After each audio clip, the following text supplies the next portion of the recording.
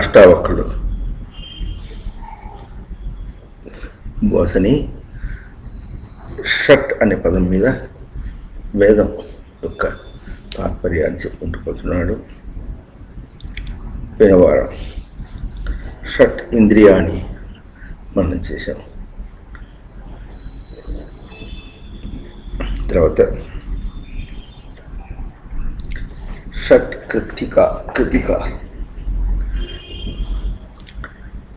Shut కృతికాశ్చ అన్నారు.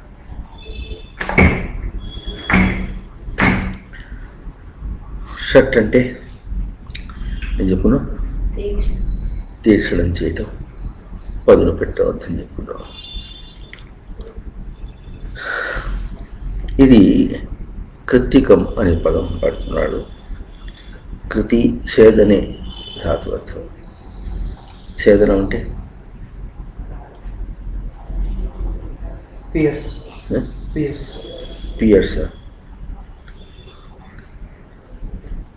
ఛేదించుట అంటే ఛేదించుట, చీల్చుట. చెట్లను ఛేదించడం అంటారు. చెట్లు చీల్చడం, ఛేదించడం.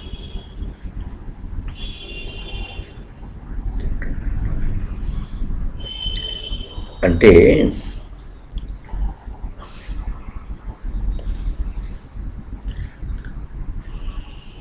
షట్ పదానికి పదును పెట్టడం, తేజోవంతం చేసుకోవటం. ఎట్లా చేయాలి అనేది అనేక విధాలుగా చెప్పుకుంటూ వస్తున్నారు. ఇక్కడ ఛేదనం అనే పదం వాడుతున్నారు.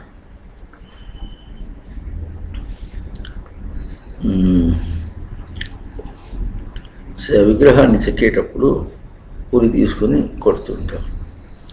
అక్కడ ఏం చేసాము, దాన్ని రాయిని ఇట్లా చెక్కి బయట తీసేసాం.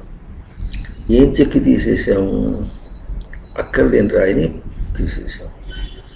దీనికి చమత్కారంగా ఏమంటారంటే, రాయిలో ఇదివరకే విగ్రహం ఉంది, అక్కర్లేని మనం చెక్కి తీసేసాము అంటారు. ఇదివరకే ఉన్నది అంటే ఎట్లా ఉంది? మనం ఉన్నదాన్ని నిలిపినట్టుగా పైది తీసేస్తాం అన్నమాట. దానిలో కూడా అందరికీ మొరటుగా చేస్తే చేత కాదు. మంచి శిల్పికి ఎట్లా తెలుస్తుందంటే, విగ్రహం మీద అదేదో పోత మూసేసినట్టుగా ఉంటుందన్నమాట. ఆ మూసేసింది అది విడిగా ఉంటుంది కనుక అది ఒలిచి తీసేసినట్టు, విగ్రహాన్ని ముట్టుకోకుండా ఒలిచి తీసేసినట్టుగా వాళ్ళు తీసేస్తారు. అది లోపల ఇదివరకే విగ్రహం ఉంది కనుక దాన్ని మనం ఇప్పుడు బయట వేసిన పొరలు తీసేసినాము అన్నట్టుగా వాళ్ళు చక్కగా అర్థం చేసుకొని చేస్తారు. వాళ్ళు ఆ చాకచక్యం వాళ్ళకి ఉంటుంది. విశేషించి విగ్రహానికి ఇక్కడ చెక్కాలంటే అది ఎట్లా, ఆ తర్వాత ఇక్కడ ఇట్లా వస్తుంది చూసారు మనకు. అవన్నీ చేయాలంటే చాలా గొప్ప విశేషంగా ఉంటుంది. ఈ గీతలు, చెవు దగ్గర ఈ గీతలు, ఇవన్నీ సిమెంట్లో పెట్టమంటే వేరే తీరు, పోతే మళ్ళీ తీసేస్తాడు, మళ్ళీ తడిపి మళ్ళీ ఇంకోటి తీసి పెడుతుంటాడు. రాయిలో చెక్కేటప్పుడు ఎట్లా ఉంటుంది, లోపల దాన్ని ఏమో మనం చేయకూడదు. ఆ ప్రక్రియని ఇక్కడ కృత్తిక అని పదం చేస్తారు. అంటే ఛేదించడం అన్నారు. దీని మీద అంటే ఆత్మ నేను అన్న గుర్తింపు మీద అనాత్మములన్నీ కూడా ఆవరింపబడి ఉన్నాయి. అంటే నేను యొక్క గుర్తింపు మీద నేను కాని దాని యొక్క గుర్తింపులు చాలా ఉన్నాయి. ఎక్కడ ఉన్నాయి? చిన్న ప్రవర్తనలో ఉంది. ఇప్పుడు ఉదాహరణకి ఇప్పుడు ఇట్లా అన్నాను అనుకోండి, ఇక్కడ తడి ఉంది. తడి ఉండేటప్పటికీ గౌకన దేహం ఏం చూపిస్తుంది, ఇక్కడ తడి ఉంది, అది తీసేయట్టుంది. ఇక్కడ దురద ముడుతుంది, తీసేయట్టుంది. ఇది దేహం ఎటువంటిదంటే అవకాశం ఇస్తుందని చెప్పుకున్నాం. దేహ ఉపచయ కాదు, ఉపచినోతి. చినోతి అంటే కూర్చుతుంది, అంటే అవకాశములని కూర్చుతుంది అన్నమాట. ఎట్లా కూర్చుంది అంటే, మరి ఇప్పుడు ఇక్కడ తడి ఉంది అని అన్నప్పుడు అది తడిని తుడుచుకున్నాడా, లేకపోతే ఈ ప్రయోగంలో అంటే దేహాన్ని సర్దుకోవాలి అంతే కదా. వెహికల్లో స్కూటర్లో దేనిలో పోతూ ఉంటే ఎట్లా ఉంటుంది, స్టీరింగ్ దగ్గర ఉండాలి, ఇట్లా చక్కగా నీట్గా ఉండాలి. కొంచెం తేడా ఉంటే పక్క తిరిగిపోతుంది. అది ఎట్లా మెయింటైన్ చేయాలో అట్లాగే ఈ ప్రక్రియ చేసేటప్పుడు అక్కడ నేను సర్దుకుంటున్నాడా, దేహాన్ని సర్దుకుంటున్నాడా. ఎందుకంటే ఈ దేహం మీద ఇదివరకు కూడా బాగా మాట చెప్పుకున్నాం. మళ్ళీ ఒక్కసారి మనం చేద్దాం. మనం బయట పనులు అని చెప్పుకున్నాం, దేహంతో చేష్టలు అని చెప్పుకున్నాం, అంతరింద్రియంతో మరి కర్మ అని అర్థం చెప్పుకున్నప్పటికీ కూడా ఏం చేస్తున్నాము అంటే ఇదివరకే పలకరించినటువంటి కణములను ఇప్పుడు మళ్ళీ పలకరిస్తున్నాడు. పోతున్నటువంటి ఎద్దులు అవి పోతూనే ఉన్నాయి, చేతిలో పగ్గాలు ఉన్నాయి.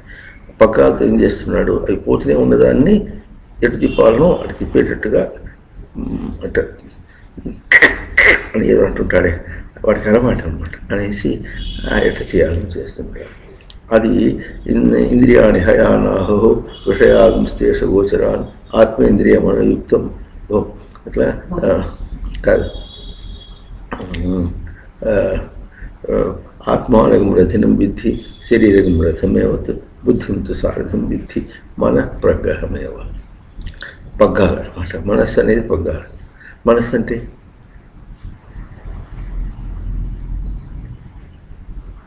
ఇంతసేపా మన అర్థం చెప్పేసుకున్నాం.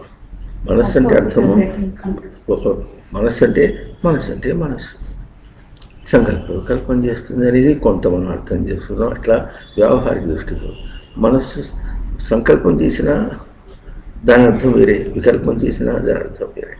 తను తాను గ్రహించడం మనస్సు అంటే గ్రహింపు. అవునా? అది సంకల్పంగా గ్రహిస్తుందో, వికల్పంగా గ్రహిస్తుందో, లేక సద్భావంతో గ్రహిస్తుందో, ఇట గ్రహించిన అది గ్రహింపు. సంకల్పం అన్నా గ్రహింపే, వికల్పం అన్నా గ్రహింపే, సరి చేయటం అన్నా అది కూడా గ్రహింపే. ఎవరి యొక్క గ్రహింపు? తన గ్రహింపు. తను ఏం గ్రహించాలి అర్థం చేస్తుందని చూడండి. పగ్గాలిట అనాలంటే దేన్ని గ్రహించాలి? ఇప్పుడు చేతికి కొంత శక్తి ఉందనుకుందాం. ఏం శక్తి? భౌతిక శక్తి. దాన్ని ప్రయోగం చేసేటువంటి మానసిక శక్తి, దాన్ని ప్రయోగం చేసేటువంటి ఆత్మశక్తి. ఇవన్నీ ఇప్పుడు ఈ చెయ్యిట కదలాలి అంటే దేహంలో ఉన్నటువంటి సత్తాని కూర్చుకోవాలా లేదా? అర్థమవుతుందా లేదా? అంటే ఇప్పుడు పగ్గాలను ఆడిస్తుందా, లోపల సత్తాన్ని తీసుకుంటుందా? సత్తా తీసుకుంటే కానీ బయటికి చేయాలి. కానీ మనం పగ్గాలు ఆడించడమే తెలుస్తుంది మనకు. అది ఎప్పుడు తెలుస్తుంది? ఆడిస్తుంటే సత్తా లేదు, బలహీనంగా ఉంది అని అంటాడు. ఈ బలహీనంగా ఉండడం, బలహీనంగా లేకపోవడం అనేటటువంటిది మనకి ఎక్కడ తెలుస్తుంది? ప్రయోగంలో తెలిసిపోతుంది. పనిచేయటంలో, మన మామూలు భాష పనిచేయటంలో ఒంటో శక్తి ఉందా లేదా, బలం ఉందా లేదా అనే మాట మనకి బయట ఎక్కడ తెలుస్తుందో, ఇంత స్పష్టంగా తెలుస్తుందో అట్లాగూ అంటే ఇప్పుడు ఏం గుర్తిస్తున్నాము? మనస్సుని గుర్తిస్తుంది. అంటే మనస్సుకి సత్తా అనే ఉంటున్నాం. మనస్సుకి సత్తా ఏమి? గ్రహింపు. ఏం గ్రహింపు? తనకు మనస్సుకి గ్రహింపు అభౌతికం. ఉనికి గ్రహింపు, ఉనికి యొక్క స్మృతిని గ్రహించుకోవాలి. నేను మామూలు భాషలో అంటుంటే హుషారుగా ఉంటే పనులు జరిగిపోతాయంట. హుషారు లేదాన్ని హుషారుని ఎట్ట తెచ్చుకోవాలి? చేత కావట్లే అంటాడు. ఆ హుషారు అనే మాట అలవాటు చేసుకున్నవాడైతే హుషారుగా ఉంటాడు. ఎప్పుడన్నా పోతుంటే ఏదైనా విపరీతం వచ్చింది అనుకోండి, రోడ్లో మోటార్ సైకిల్ డ్రైవ్ చేస్తుంటే విపరీతం వస్తే ఏం చేస్తాడు? అప్పుడు ఎవరిని అడగట్లే, తనలో తానే ఆలోచన చేసిన వాళ్ళగా ఉండి దాని వెంటనే సర్దుకుంటాడు. అంటే ఇప్పుడు ఎక్కడి నుంచి వేర్ ఫ్రమ్ హీ డ్రూ అంటే ఎక్కడి నుంచి తీసుకున్నాడు అంటే తన నుంచి తీసుకున్నాడు. తన నుంచి ఏం తీసుకున్నాడు? తననే తీసుకున్నాడు. తన స్వరూపం ఏమి? ఆ స్ఫురణ స్వరూపం. స్ఫురణ స్వరూపం కనుక తన స్ఫురణ స్వరూపాన్ని తీసుకొని స్ఫురణ స్వరూపం తీసుకుంటే తనకి ఎట్లా స్ఫురిస్తే అట్లా చేసేసాడు. ఇది ఎంత తేజవంతమైందంటే తను తాను కాపాడుకోవటంలో చాలా స్పష్టమైనటువంటి. అది తొందరపడ్డాడు అనుకోండి, అప్పుడు రజోగుణంగా తీసుకున్నాడు. రజోగుణంగా తీసుకున్నాడు కనుక తన స్ఫురణ అయిపోయింది రజోగుణం స్ఫురణ. దుడుకు తీసుకున్నాడు. తన స్ఫురణని దుడుకు రూపంగా తీసుకున్నాడు. అది కూడా గ్రహింపే మనసు. అసలు కనుక మనస్సు నుంచి మనస్సు ఏం గ్రహించిందో ఆ గ్రహించిన దాంతో బయట పనిచేస్తుంది. అర్థమవుతుంది కదా. కనుక ఇప్పుడు గ్రహించడంలో ఇప్పుడు ఎక్కడ దాకా తనకు దోషం కలుగుతుంది బయట పనిచేసేటంటే బయటవన్నీ ఒక ఎత్తు, తన మనస్సు గ్రహించడం ఒక ఎత్తు. సర్వే మనోనిగ్రహ శ్రాంతా. మనోనిగ్రహం అంటే మనసును నిగ్రహించడం.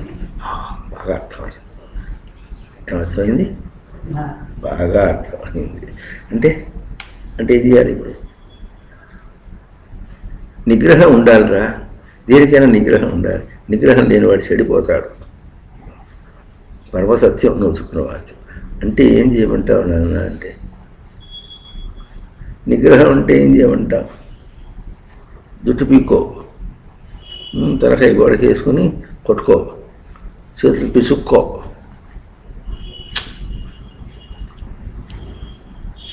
హస్తం హస్తేన సంపీడ్య దంతే దంతాన్ని విచూర్ణ్యచ పళ్ళు పటపట కొట్టుకో, అంగాన్యంగై సమాక్రమ్య దేహాన్ని రోలర్ దొల్లుకుంటూ తిరుగు. నువ్వు ఏమన్నా జయేదాదవ స్వకం మనః తన మనస్సుని జయేత్. ఈ మాట మనస్సును జయించే మాట మనకు చాలా బాగా ఉంటుంది. కానీ మనస్సు అంటే ఎవరు తెలిస్తే కదా అది జయించడం తెలియాలి.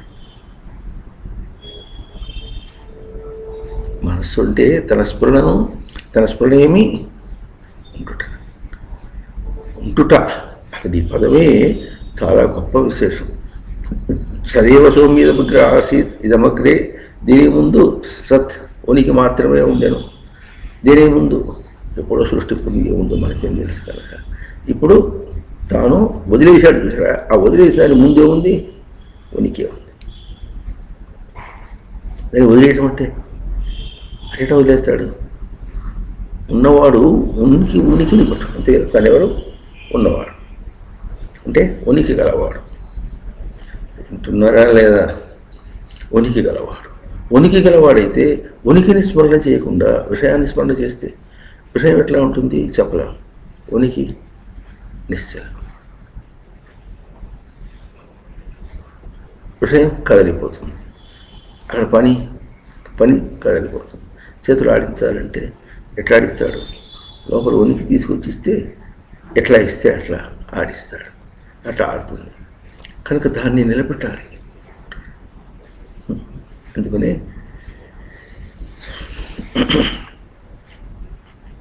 మనకు ప్రతి చిన్న పనిలో కూడా మనకేం కలుగుతుంది?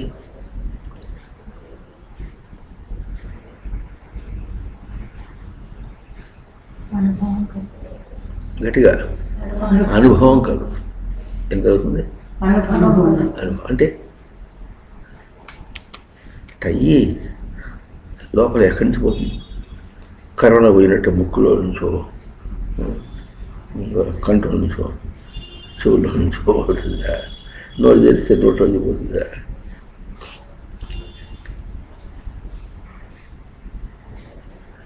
ఎవరికి కలుగుతుంది అనుభవం?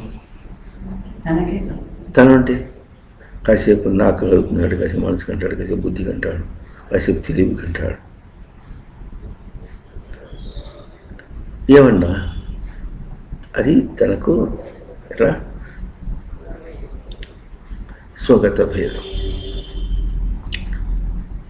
అన్నీ కూడా తనకు స్వగత భేదం. అవి కూడా అర్థం చేసుకోవడానికి ప్రయత్నం చేద్దాం.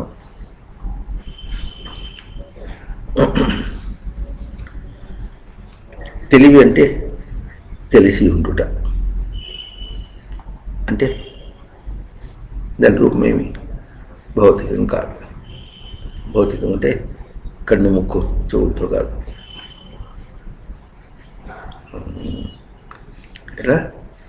కన్ను ముక్కు చెవులతో కాదు, దానికి లేవు. భౌతికం కనుక భౌతికం కాదు. తెలిసి ఉండుట అంటే కన్ను ముక్కు చెవులు ఇప్పుడు లేవు, దానికి బయట నుంచి సెన్సింగ్ లేదు అంటున్నారా? భౌతికం అనే దానికి బయట నుంచి సెన్సింగ్ లేదు. మరి ఇంకెవరిని తీసుకుంటుంది? తననే తీసుకుంటుంది. ఆ ఉనికిని తీసుకుంటుంది. ఉండుట ఎందుకు తీసుకుంటుంది? తెలియుట అంటే ఉనికిని నిలుపుటను తెలియుట. అవునా? ఇది అక్కడ ప్రయోగం చేసినప్పుడు ఎట్లా ఉంటుందంటే, ఈ తెలియుట అనేటటువంటిది మనకు అనుభవం. అనుభవం అంటే నుద ప్రేరణే ధాతువు. ను అను అంటే ప్రేరణ లేకుండా బయట పనిచేస్తూ ఉంటే ప్రేరణ లేకుండా మనకు కలిగేది ఏదో భవతి అనుభవ. దాంతో ప్రేరణ లేకుండా అది ఉందో లేదో, అవుతుందో కాదో, ఏమవుతుందో దాంతో ఏమీ సంబంధం లేకుండా, అవునా, దాంతో ప్రేరణయే లేదు. తను ప్రేరణ అంటే ఈరగతో ధాతు. ప్రవర్తన దాంతో లేదు. ప్రవర్తన దాంతో లేకుండా అది అసలు తనకు అనుకోవటంలో కూడా రాకూడదు. ఆలోచన సాకాశది కదా, అనుకోవటానికి కూడా రాకూడదు. అనుకోవటం అనేది సంస్కృత పదంలాగా నోద ప్రేరణ అర్థం కాదు. అనుకోనుట అంటే తెలుగు పదం, కన్సిడరేషన్ ఇంగ్లీష్లో. అది తన కన్సిడరేషన్ కానీ తన అనుకోవటానికి కూడా రాకుండా తనకేం కలుగుతుందో ఇది అనుభవం. అంటే ప్రతి చిన్న పనిలో కూడా తనకు అనుభవం కలుగుతుంది. ప్రతి చిన్న పనిలో కూడా బయట దాంతో ఏమీ సంబంధం లేకుండా తనకు ఒకటి కలుగుతుంది. ఏం కలుగుతుంది? తనకే కలుగుతుంది. తనకు తన రూపమే కలుగుతుంది. అర్థమవుతుంది? తన రూపం కలగటం అంటే తన రూపం తానే ఉన్నాడు. బయట పనికి ఏదో మీద ప్రేరణ కలిగింది అనుకోండి, లేకపోతే తనే ప్రేరణ చేశాడు అనుకుందాం. ఆ పని చేస్తూ ఉంటే, ఆ పని చేస్తున్నప్పుడు ఏమొస్తుందంటే, ఆ పని యొక్క చేయుట చేయకుండా ఇంకా వేరే విధంగా చేయుట, దానిలో అట్ట చేయి, ఇట్లా చెయ్యి, ఈ చెయ్యి, ఈ చేయితో చేయి, ఆ చేయితో చేయి, ఆ విధంగా చెయ్యి, మట్టి పొయ్యి, అది పొయ్యి, ఇవన్నీ ఎన్నో ఉంటాయి. వీటితో ఏమీ సంబంధం లేకుండా ఇవన్నీ చేస్తుంటాడు. ఎన్ని చేసి చేయాలో, బొమ్మ చేయాలో, ఇంకోటి చేయాలి, ఏం చేయాలో అన్నీ చేస్తుంటాడు. దానికి ఎన్ని ఇంద్రియాలు ప్రయోగించాలో, ఎన్ని పదార్థాలు ప్రయోగించాలో, ఎటువంటి తీరు చేయాలో అన్నీ ప్రయోగం చేస్తుంటాడు. అన్నీ ప్రయోగం చేస్తుంటే తనకేం కలుగుతుందంటే వాటితో ఏమి సంబంధం లేకుండా. అంటే అర్థం చేసుకోవాలి, నిశ్చలము ప్రవర్తించి చంచలము అనేది కదలుట. కదలటయో చంచలం. చంచలం అంటే స్థిరంగా లేకుండా చేరిపోవటం. పొట్టి కదలుట అంటే కదలుట. ఏమైనా సరే అది ఒక నిశ్చలమును, ఒక స్థిరమును ఆధారం చేసుకొని చేస్తుందట. ఇది మనం బాగా గుర్తించవలసినటువంటి విషయం.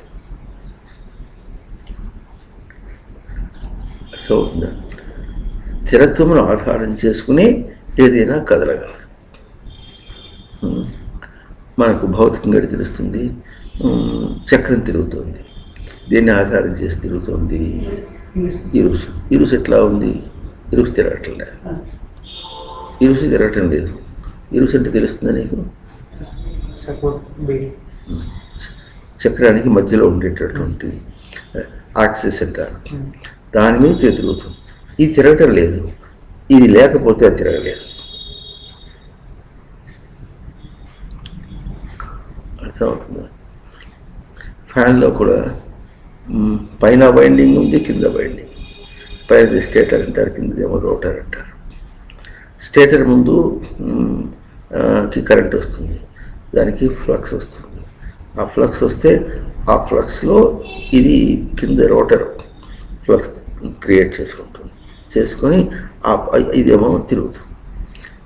కరెంట్ ఎక్కడ ఆఫ్ చేస్తాం మనం? స్టేటర్కి ఆఫ్, పైదానికి ఆఫ్ చేస్తే కట్ అయిపోతుంది. అర్థమవుతుంది. బల్ల కదిలించాలనుకోండి, ఎవరు కదిలించాలి?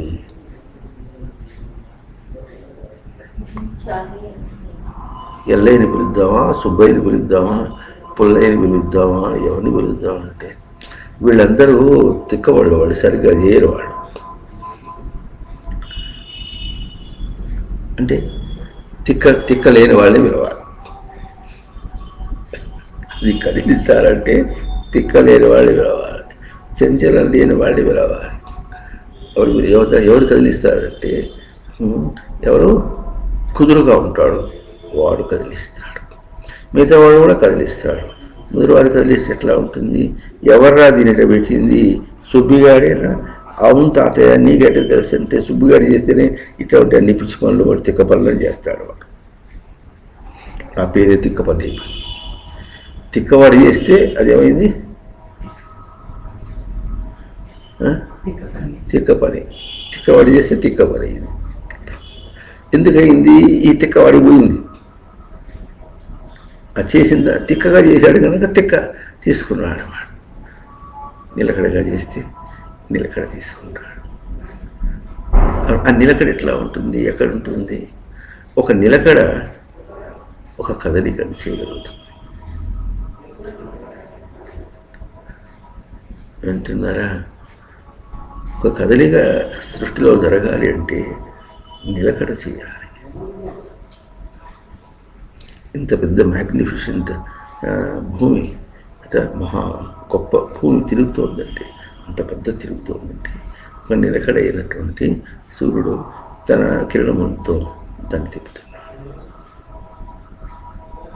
ఇప్పుడు నిలకడే చెదిరితే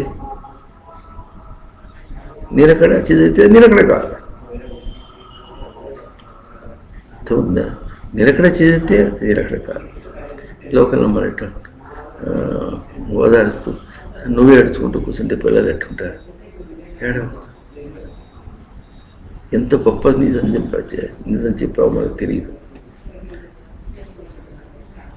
గ్రహించుకొని కుదురుగా ఉండవలసిన నీవే ఏడుస్తూ ఉంటే పిల్లలు ఏం చేస్తారు?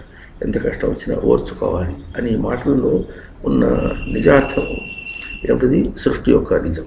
సృష్టి యొక్క నిజమేమి? నిలకడ కదిలించాలంటే అవతలని కదిలిస్తుంది. అవతల కదిలినా తన నిలకడగా ఉంటాడు. ఇప్పుడు చక్రం తిరిగేటప్పుడు ఇందాక చెప్పుకున్న యాక్సెస్, ఇది అనుభవం. అనుభవం అంటే ఆ చక్రానికితో సంబంధం లేకుండా, ప్రేరణ లేకుండా, ఆ తిరగడంతో ప్రేరణ లేకుండా యాక్సెస్ ఎట్లా ఉంటుంది? స్పష్టంగా. అర్థమవుతుందా? అర్థమవుతుంది కదా? కుదురు ఎప్పుడు ఎట్లా? కుదురు అని ఎప్పుడు అవుతుంది? చంచలం లేకుండా ఉంటే కుదురు అవుతుంది. చంచలం ఉంటే కుదురు కాదు. అందుకని సతః అభావ సతః అభావ నా విద్యతే. ఉనికికి లేమి అనేది లేదు, లేమికి ఉనికి అనేది లేదు. లేమి దేనంటాం? దేనికి ఉనికి లేదు అంటారు. ఉనికికి లేమికి ఉనికి లేదా అంటే మనం ఆయన శ్లోకం తిప్పేశాడు. కానీ మనకి ఎట్లా ఉంటుంది? ఉన్నది అంటూనే ఉన్నాం, జారక చేసి ఉన్నా అంటూనే ఉన్నాడు, జారకిచ్చాడు. ఈ ఉనికి కూడా ఎట్లా ఉంటుంది? తన స్మృతి ఎట్లా ఉంటుందంటే, అందుకని ఉనికిని స్మృతి అనే పదంతో చెప్పుకున్నాం. స్మృతి అంటే ఎట్లా ఉంటుందంటే ఉనికి యొక్క ఎరుక, స్థిరమైనటువంటి ఎరుక. అధితిష్టతి, ఇది అధిష్టానం. ధారణగా, ధారణ అంటే అర్థమవుతుంది నీకు? ధారణ అంటే సస్టైన్ చేయడం. ధారణగా నిలిపినటువంటి ఉనికి అధిష్టానం. అంటే ఇప్పుడు ఉనికి అన్న పదముకును స్మృతి అనే పదానికి తేడా ఏమిటంటే, స్మృతి అంటేనే ఉనికిని ధారణగా నిలుపుట అర్థం. ఉనికి అంటేనే ధారణగా నిలిపిన ఉనికి. ధారణగా నిలబడి ఉనికి కాదు. ఎందుకు లేదు? కాదు, మధ్యలో తెగింది. మధ్యలో తెగింది కనుక ధారణ లేదన్నమాట. ధారణ లేదు కనుక అది ఉనికి కాదు. ధారణ తెప్పడానికి అవకాశం ఉంది. అందుకని హిందూ పదం కూడా సందతే హిందూ అన్నాడు. సందతే హిందూ అంటే ప్రవాహం, కంటిన్యూస్. కంటిన్యూస్ అంటే అక్కడ తెంపు లేదు. తెగిందా హిందూగా.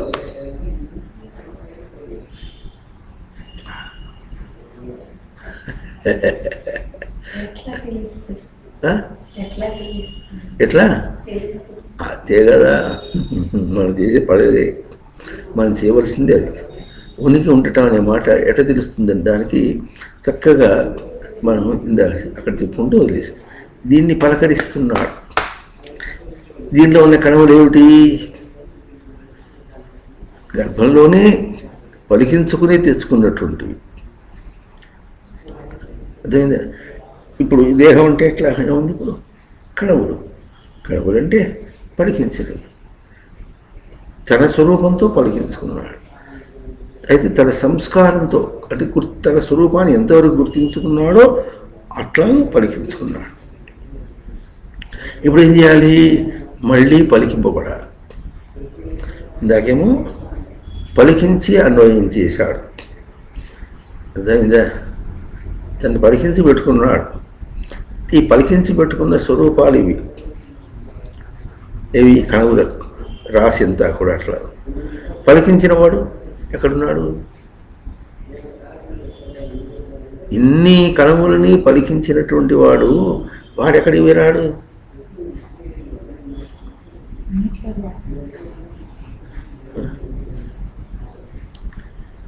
పలికించి అన్వయించేసుకున్నాడు, ఇమిడిపోయినాడు. ఇది మనం బాగా అసలు ఈ వాక్యాన్ని అర్థం చేసుకోవటమే చాలా గొప్ప విశేషం. పలికించి అన్వయించేసుకోవడం. ఇప్పుడు మనకు లౌకికంగా ఉపమానంతో చెప్పుకోవాలంటే 9981 అంటే ఇప్పుడు 9981 ఏం చేశాడు? ఇప్పుడు దాన్ని పలకరించాడు. ఏమని పలకరించాడు? 9981 అని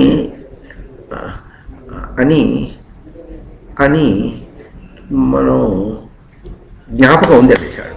వచ్చాడనమాట. జ్ఞాపకం పెట్టుకోవడం కోసం చదివాడంటే చచ్చాడన్నమాట. అట్లా కాకుండా 9981 అన్నటువంటి దాన్ని తాను ఎట్లా పలకరించాడు? ఉనికితో పలకరించాడు. ఉనికితో పలకరించినటువంటి దాన్ని జ్ఞాపకంతో పెట్టుకున్నాడంటే జ్ఞాపకం ఫెయిల్ అవుతుంది. అయితే మరి కొడుకుని పలకరించాడు. ఎట పలకరించాడు? ఉనికితో పలకరించాడు. ఆ కొడుకుని ఎప్పుడు మర్చిపోతాడా? 9981 మర్చిపోతాడు. కొడుకుని మర్చిపోతాడు. తేడా అర్థమవుతుంది. ఇది ఎక్కడ తేడా ఉంది? మరపుకు మరొక రావడానికి తేడా ఎట్లా ఉంటే రెండింటినీ ఒక విధంగానే పలకరించాడు. అయితే ఆ పలకరించడం ఎట్టు చేశాడు? అదేమో బయట దాన్ని పలకరించినట్టుగా ఈ తలను పలకరించినట్టుగా చేసుకున్నాడు. నా అనుకున్నాడు, నా కొడుకు అన్నాడు. నా కొడుకు అన్నాడు కానీ నా 81 లేక నేను పలకరించలే. ఆ నేను పలకరించిన అర్థం చెప్పు. కణం ఉంటేనే నేను పలకరించరు. ఆ నేను పలకరించినప్పుడు మనం 9981 చేస్తే నీకు జ్ఞాపకం ఉందంటే ఎక్కడ జ్ఞాపకం ఉంది? మళ్ళీ ఎట్లా 99 అంటే ఎంత అంటే ఇప్పుడు ఎట్లా చెప్తున్నాడు? 21 చెప్పేస్తున్నాడు అనుకుందాం. అంటే ఎక్కడ చెప్తున్నాడు? ఎక్కడ దాచిపెట్టుకున్నాడు? ఏ రూపంలో దాచిపెట్టుకున్నాడు? దీనికి మనం ఏం చేస్తాడు? జ్ఞాపకం, మెమరీ సెల్స్ లోపల ఉన్నాయి అని వాళ్ళు చెప్తే ఇప్పుడు దొరికింది సమాధానం అంటాడు. మెమరీ సెల్స్ అంటే మనకి ఏం తెలియదు కనుక వాళ్ళ మెమరీ సెల్స్ కాన్సెప్ట్ని మనం ఒప్పుకున్నాం.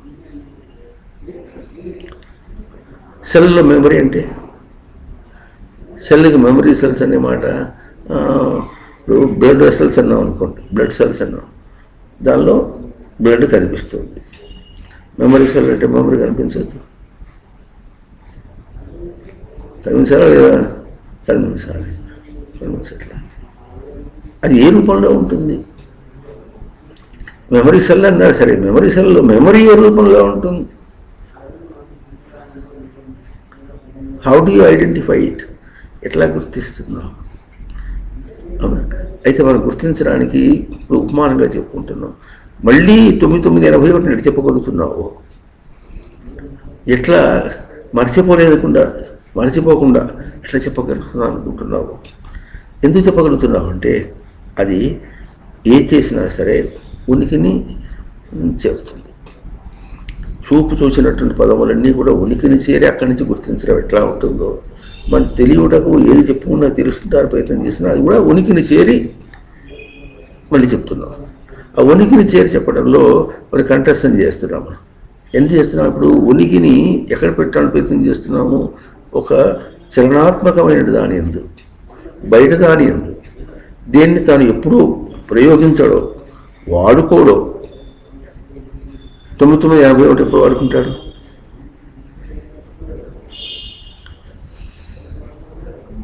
ఎప్పుడు వాడుకుంటాడు? ఎప్పుడైనా అవసరమైతే వాడుకుంటాడు.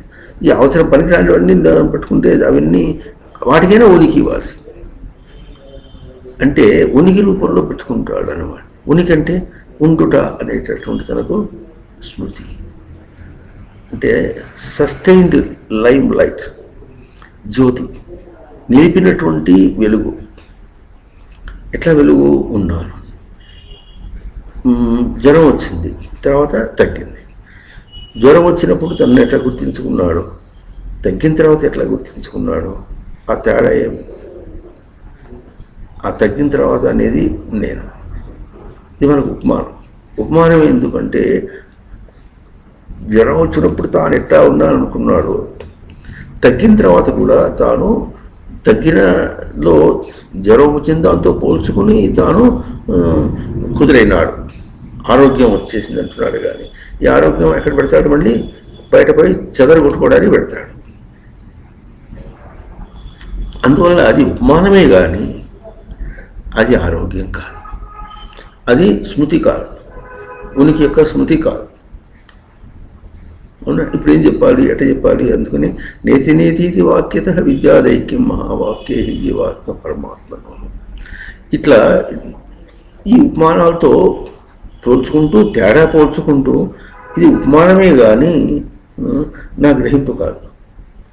ఎందుకంటే ఇది కూడా పోతుంది. ఈ గ్రహింపు తేడాతో తెలుస్తుంది, నాకు అర్థమవుతుంది. కానీ ఇది నిలిచేది కాదు దానిలో ఉంటే అప్పుడు ఏమవుతుంది? తెంపు వచ్చింది కనుక అది ఉనికి కాదు. తెంపు రానటువంటిది ఏ ప్రక్రియలో నువ్వు ఎక్కడ గుర్తించుకుంటున్నావు చూస్తే అప్పుడు తెలుస్తుంది. అందుకనే అనుభవం అనే పదం చెప్పుకున్నాం. తెంపు బయటది ఏమీ ప్రయోజనం లేకుండా, జ్వరంతోనూ ప్రేరణ లేకుండా, ఆరోగ్యంతోనూ ప్రేరణ లేకుండా, జ్వరమైన దేహంతో, ఆరోగ్యమైన దేహంతో, నేనుతో కాదు.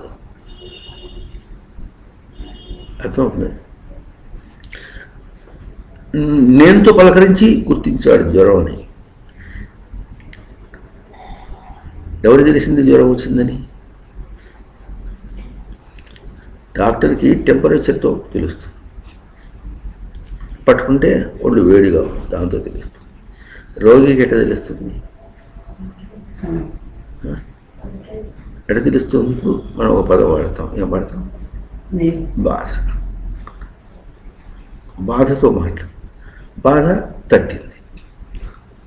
ఎంత మంచి అవకాశం ఇది! రోగంతో పోల్చి మాట్లాడేటప్పటికి పోయింది. కానీ మనకేందుకు అనుభవం వచ్చింది? బాధ అంటే ఎట్లా గ్రహించావు? ఆ అభౌతిక గ్రహింపు ఏమి? అది ఉనికితో గ్రహించాడు. అంటే ఉనికితో పోల్చుకొని ఉనికి అందనిదిగా గ్రహించాడు. 4 రోజులు జ్వరం కాచిందంట. 4 రోజుల్లో మొదట రోజు తీవ్రంగా, నెమ్మదిగా తగ్గుకుంటూ వచ్చింది 4వ రోజుకి. ఈ నెమ్మదిగా తగ్గుకుంటూ వచ్చిన 4 రోజుల్లో క్షణక్షణము తాను ఎట్లా గుర్తించుకున్నాడు? ఎవరు గుర్తించింది? నేను అంటే ఎంత అర్థము, ఉనికి అంటే ఎంత అర్థం, ఉనికిని నిలిపిన స్వరూపం అని. నేను అంటే ఉనికిని ధారణ చేసినటువంటి స్వరూపం. కనుక ఉనికి ధారణ స్వరూపం. నేను నేను తెలుసుకున్నానంటే ఉనికి ధారణ తెలుసుకున్నది. ఈ పదం తప్పామంటే మన అవగాహన తప్పిందనమాట. నేను తెలుసుకున్నా, నాకు నాకు నాకు నొప్పి వచ్చింది, నాకు బాధ కలిగింది, ఈ మాటలు ఎన్ని చెప్పినప్పటికి కూడా నేనెవరో తెలియదు కనుక బాధ తెలియదు. బాధ పోయిన తర్వాత ఉన్న అసలు తెలియదు. ఇప్పుడు నేను బాగున్నా అంటాడు. అప్పుడు బాగాలేదంటే ఎంత అర్థం, ఇప్పుడు బాగున్నానన్నా కూడా అంతే అర్థం. ఎందుకంటే ఈ బాగున్నా అని అర్థం ఏం చేస్తుంది, మట్టి లోకల్లో పోయి ఇంకోటి బాగలేని దాన్ని కల్పించుకుంటాం. ఊరికే ఉండలేక ఊడిపోసుకున్నాడని ఈ సామెత లోకంలో లౌకికంగా మాట్లాడినటువంటి వాక్యము నిరంతరము తనకు ప్రవర్తిస్తుంది. కనుక ఇంత లోకంలో ప్రయోగించడంలోనే తేడాతో చూసుకుంటూ మనం పోల్చుకుంటున్నప్పటికీ కూడా మనకు భేదం లౌకికంగా తెలుస్తుంది కానీ పరమార్థంతో తెలియటం లేదు. ఎందుకంటే we don't compare with absolute. అంటే అక్కడ రోగం ఉన్నప్పుడు తగ్గిన తర్వాత పోల్చుకుని చెప్పుకున్నాం అంతేగాని ఇది తగ్గిన తర్వాత స్వరూపం అబ్సల్యూట్ కాదు.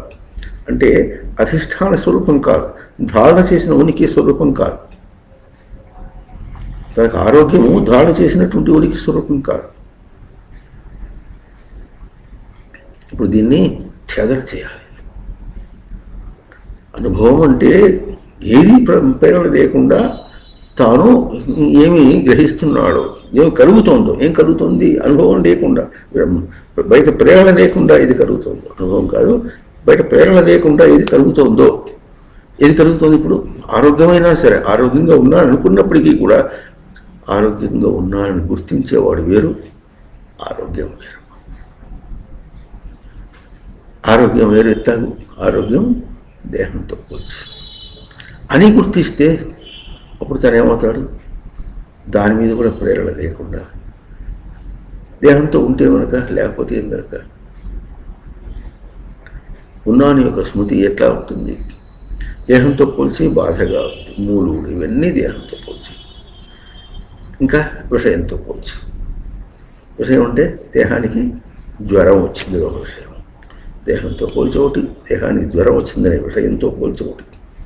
ఇన్ని పదములు ఉండి ఇన్ని పదములతో గ్రహించడానికి ప్రయత్నం చేస్తున్నటువంటి తాను అన్నిటి యొక్క ప్రేరణ కలిగి ఉంది తనకు. ఈ ప్రేరణ ఏమీ లేకుండా, ప్రేరణ అంటే రెచ్చగొట్టినట్టు మన అర్థం బాగా తెలుస్తుంది. అది ప్రతితేన ఈరగత అంటే ప్రవర్తన. ఎటువంటి ప్రవర్తన? ప్రతితేన అంటే రచింపబడినటువంటి దానిని బయటగా ప్రయోగం చేశాడు. రచింపబడిన దాన్ని తన మీద ప్రయోగం చేసుకుని తాను బయట ప్రవర్తించాలి. అర్థం చెప్పుకున్న ఇది కూడా చూడండి. ఎవరికైనా కళాశాలలో అధ్యాపకుడు పాఠం చెబుతున్నాడు. పాఠం చెప్పేటప్పుడు తనకేమో రావటం లేదు, చెప్పడం చేత కావటం. ఏం చేస్తాడు? పుస్తకం తీసి చదువుకుంటూ ఇట్లా చదువుకుంటున్నాడు. ఇప్పుడు చెప్పినాడు అవుతాడా?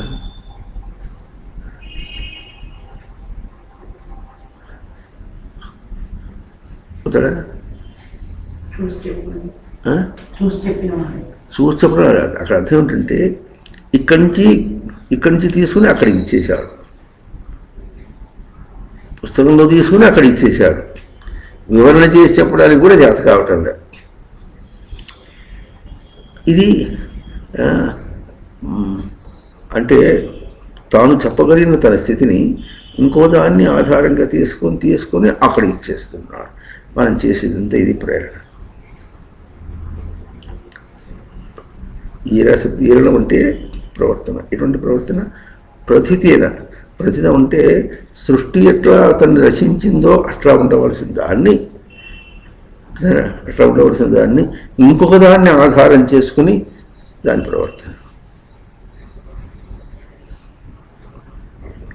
దొంగిలించుకొచ్చి భార్యకి మెళ్ళో, లేదా దొంగిలించుకొచ్చి చెల్లెలకో అక్కకో, దొంగిలించుకొచ్చి అమ్మకో ఏవో నగలు పట్టుకొచ్చి ఇచ్చాడు. ఇలా దొంగలించి పట్టుకున్నాడు. ఇది ఎట్లా ఉంటుంది? తనకేమో ఎట్లా ఉంది? మరి చచ్చిపోయిన చెల్లెలో అక్కో అమ్మకో ఎవరికో ఏదో చేసి పెట్టాలి అని ఒకటి ఉంది. అందుకని ఏం చేశాడు, దొంగతనం చేసి పెట్టాడు, వాడు పట్టుకున్నాడు. ఇప్పుడు తన తన తన ప్రేరణ తీరిందా? ఎందుకు తీరలేదు? ప్రేరణ ఎట్లా ఉంది? విషయాత్మకంగా ఉంది. అర్థమవుతుందా? అది ఇందా నిన్న చెప్పుకున్నాం. మా ఇంటికి వచ్చి ఏమి తినకుండా పోతున్నారు, చాలా బాధగా ఉంది. ఇప్పుడు ఎంత బాధగా ఉంది. ఓ దివ్య పురుషుడే అనుకుందాం, మన ఇంటికి వచ్చాడు, దివ్య పురుషుడు వచ్చాడు, ఆయనకి ఏం చేసినా తక్కువే, అంత గొప్పవాడు అనుకుందాం. ఆయన ఎంత చేసినా గొప్ప కనుక ఆయన ఏం దేనికోసం వచ్చాడు, అవతల నీకు కూడా ఏదైనా కాస్త అంటించిపోదామని వచ్చాడు. మనం ఏమంటాం, అదంతా తర్వాత ఏదైనా తినిపోండి.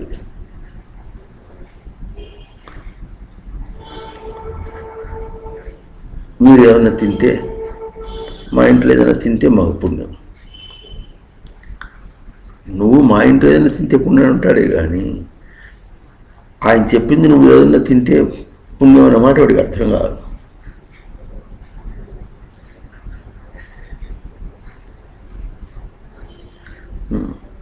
ఇంటికి చుట్టాలు వచ్చినప్పుడు బంధువులు అప్పుడప్పుడు ఒకసారి స్నేహితులు వస్తుంటారు. రాగానే ఇప్పుడు ఈవిడ ఏం చేస్తుంది, వంటింటాము ఏదో అది చేసి ఇది వేసి పెట్టి కాసకటి అది చేసి పెట్టాలంటారు. వీళ్ళు ఏమంటారు, వచ్చినప్పటి నుంచి నువ్వు వంటింటూనే ఉంటుంది, నీతో మాట్లాడటానికి లేకపోయి ఎట్లా?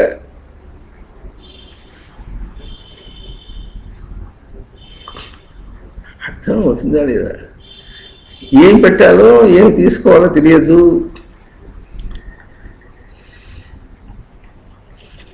ఆయన దగ్గర నుంచి నువ్వేం తీసుకుంటావు, నువ్వు తీసుకున్నదే ఆయనకి పెట్టినట్టు.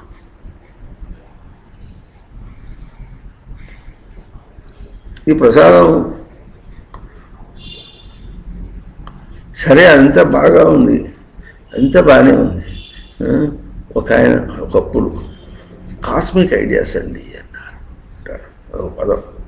కాస్మిక్ అంటే సృష్టి సంబంధమైనటువంటి భావాలు. సృష్టి సంబంధమైన భావాలు అంటే ఎట్లా ఉంటుందంటే, ఇంట్లో ఏదైనా తినేసిపోతే మాకు తృప్తిగా ఉంటుంది.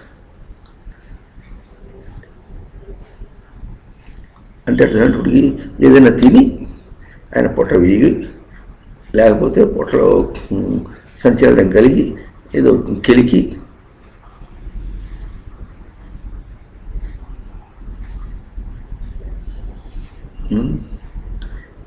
ఒకసారి విజయవాడ పోతుంటే మధ్యలో నందిగామ గారు మాదేంటి ఏం కూడా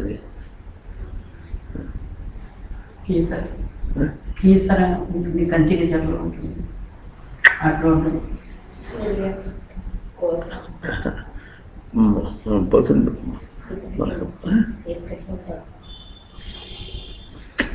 పక్కగా ఉంటుంది ఊరు,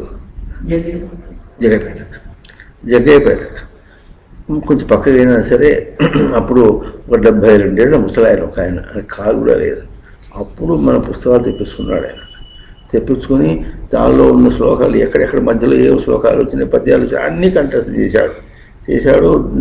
18 అధ్యాయాల కంఠస్థం చేశాడు. మన పుస్తకాలు తెగ చదువుతున్నాడు కనుక పోనీ మనం అప్పుడు ఉత్తరాలు అవుతుంది, పోయి చూసుకుంటూ పోదామంటే ఆయన కారు పట్టుకొచ్చాడు.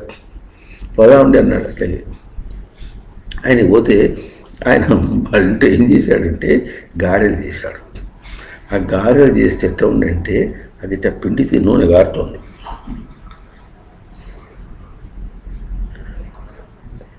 తినిపోమంటాడు. ఇప్పుడు తింటే పుణ్యం, నీ పుణ్యానికి నా పాపం నాకు పాపం అంటగట్టి నీకు పుణ్యమా? ఏం బేరం ఇది? గుడికి పోయినాడు, ప్రసాదం అంటాడు. ప్రసాదం ఇస్తుంటే తీసుకోవటమే చేత కాదే. నువ్వు ప్రసాదం ఇస్తే తీసుకోవటం చేత కాని వాడి నువ్వు దేవుడికి ఏం చేసినట్టు? ఏ దేవుడు అనుకుంటాడు? తీసుకోవటం చేత కాని వాడు తనకేం చేశాడు? అర్థమవుతుంది. ఎవరొచ్చారో ఆ మహాత్ముని యొక్క దర్శనం ఎట్లా ఉంటుందో కొంచెం తెలిస్తే, కొంచెం గుర్తించి ప్రవర్తిస్తే అది నీకు పుణ్యం, ఆయనకు పుణ్యం.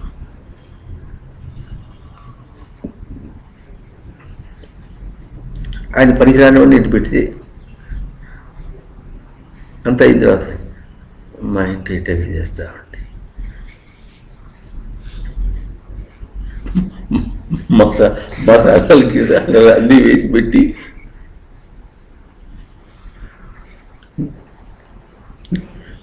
ఒకసారి ఎప్పుడు 1964లోనే ఎప్పుడో ఇక్కడ చార్కమ్మను చూడండి, ఇక్కడ చార్మినార్ దగ్గర చార్కమ్మను నా రోడ్లు ఉంటుంది, అక్కడ వీళ్ళు ఉండేవాళ్ళు ఎవరు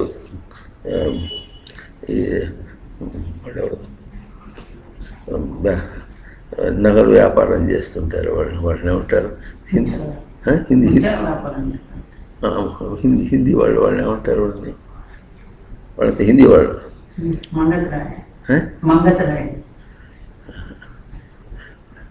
ఏదో ఉంటారు వాళ్ళు హిందీ వాళ్ళు.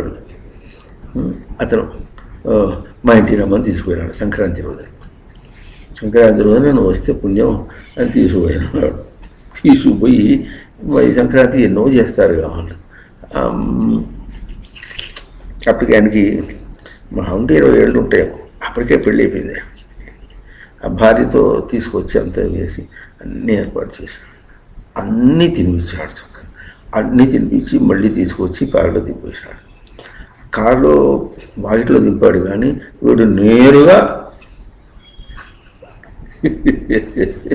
ఫారిన్కి వెళ్ళాల్సి వచ్చింది. పెట్టిందంతా ఏమిటో చేశాడు.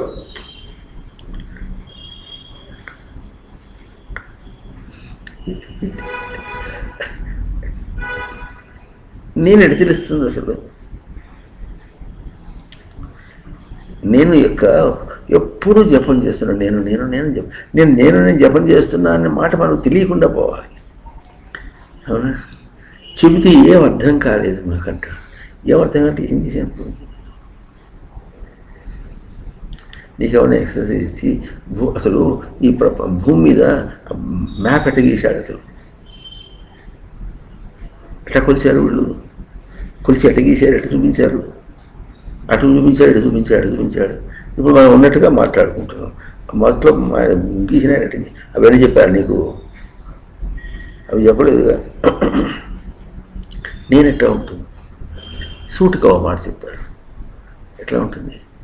అవతల దాని మీద ఇష్టం లేకపోతే ఎట్లా ఉంటుందో అది తన మీద ఇష్టం. అవతల దాని మీద ఇష్టం లేకుండా ఉంటే తన మీద ఇష్టం, తన మీద. అవతల దాని మీద కోరిక లేకుండా ఉంటే తన మీద కోరిక. అర్థమవుతుంది?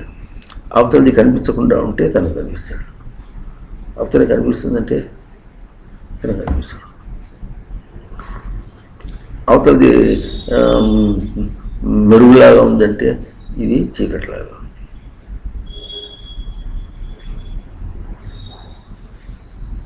అర్థమవుతుంది? చీకటిలో ఉన్నవాడికి వెలుగు బాగా కనిపిస్తుంది, అంతేనా? చీకటిలో ఉన్నవాడికి వెలుగు, అది వెలుగు కనిపిస్తుందంటే తన చీకటిలో ఉన్నాడు.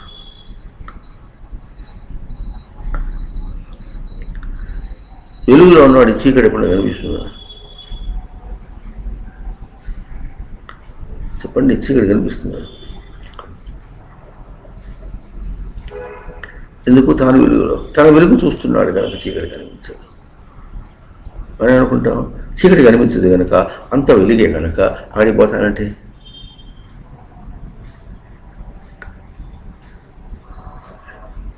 వెలుగు అనేది తనకు తన స్థానం, తన గ్రహింపు.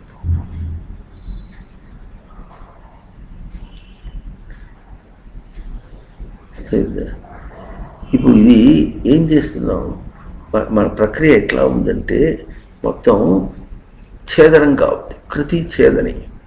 ఎప్పుడూ బయట దాన్ని ఛేదించి చీల్చి అవతరవాయి. అనాత్మ, నేను కాదు అక్కడ నిరంతరం లేదు. ఆత్మశబ్దానికి ఆత్మపరంగా చెప్పడం సరిగ్గా చెప్పలేదు, కానీ విషయంతో పోల్చి చాలా బాగా చెప్పారు. అతతీతి ఆత్మ. చెప్పండి. అత సాతత్య గమనే అంటే నిరంతర ప్రవర్తన. ఆ ఒక్కడి పోల్చుకుంటే మనకు అర్థమవుతుంది నిరంతర ప్రవర్తన. ఒకవేళ మనం తప్పుగా గుర్తించి ఇది ఆత్మ అన్నాం అనుకోండి, ఇది నేను అని గుర్తించాలన్నాడు అనుకోండి, మరుక్షణం అవుతుందా?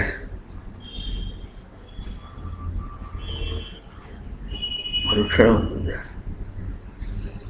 మహా గొప్ప పాట. ఆ పాట గొప్పతనం ఎట్లా తెలుస్తుంది? అర్థం చేసుకో. మనకెందుకు విసుకొస్తుంది? కొంత అయిన తర్వాత మంచి దేవుడి మీద పాట కనుక ఏం పాటది? ఏం పాట? దేవుడి మీద. అంతేనా? కనుక ఆ దేవుడి మీద పాట కనుక మనం బాగాలేదు అంటానికి మనం అర్హులం కాం. మనసు ఒప్పదు. ఏమొప్పదు? మనసు అంటే తన గ్రహింపు. ఈ పదం వదిలిపెట్టకూడదు. మనస్సు అంటే గ్రహింపు. నా మనస్సు ఒప్పదంటే నేను గ్రహించడం ఒప్పదు. కానీ అనలేకపోతున్నాడు. ఎందుకు అనలేకపోతున్నాడు అని ఉంటాడు. ఏదో వేరే పని ఉంది, ఆ పని ఈ పని ఉంది, ఇంకో పని మీద పోయేటప్పుడు ఇంకో పని మీద పోయేటప్పటికీ అనేకంటే ఇంకో పని మీద పోతే ఇప్పుడు తన దగ్గర ఏమైంది? పోతే తన దగ్గర ఏమైంది? అర్థమవుతాయి వాక్యం. రెండో మాట, మొదటి మాట వినేటప్పుడు బాగుంటుంది, రెండో మాట వినేటప్పటికీ అంత దృష్టి పెట్టలేకపోతున్నాం అంటాడు. అంత ఆనందంగా లేదు రెండో పాట. ఆ పాట వింటుంటే ఎందుకు లేదంటే మన గబుక్కున రెండు విషయాలు. అవతల దాని మీద వెళ్ళిపోయింది మనస్సు అంట, గ్రహింపు అవతల దాని మీద వెళ్ళిపోయింది, ఇంకో దాని మీద వెళ్ళిపోయింది కనుక అన్నాడు. ఇంకో దాని మీద పోయిందంటే అర్థం ఏంటప్పటికీ తన దగ్గర గ్రహింపోయింది. ఇప్పుడు తన గ్రహింపుని ఎట్ట గుర్తించాలి? దాని మీద పోనీయకుండా చేయాలి. ఇప్పుడు ఏముంది అక్కడ? ఇంకో దాని మీద ఎక్కడిపోయింది? ఒక మంచి భావాన్ని ఇప్పుడు మనం చెప్పుకుంటూ కొన్ని స్నిప్పర్స్ లాగా చిన్న మంచి పదములు ఉన్నాయి చూశారు, భావాలు. ఈ భావాన్ని ఒకసారి గుర్తించి బాగున్నప్పుడు అదే నిలపడం లేదు. ఎందుకు నిలపడం లేదు? నిలపని తన దోషం చేతనే, మనస్సు దోషం చేతనే, మనస్సు యొక్క గ్రహింపు దోషం చేతనే. మనసు దేని గ్రహించాలి? తనని గ్రహించాలి. అదేం చేస్తుంది? ఇంకో ప్రక్రియ మీద వెళ్ళిపోయింది కనుక ఎట్లా చేయాలంటే రెండు విషయాలు. అవతల దాని మీద పోనీయకుండా చేయాలి, తన మీద నిలబెట్టడం ఉండాలి. దానికి ఎట్లా ప్రక్రియ ఉంటుంది? ఇట్లా ఏదన్నా ఒకటి తనకు ప్రియమైన దాన్ని ఎట్లుండాలి? ప్రియమైనది ప్రియం,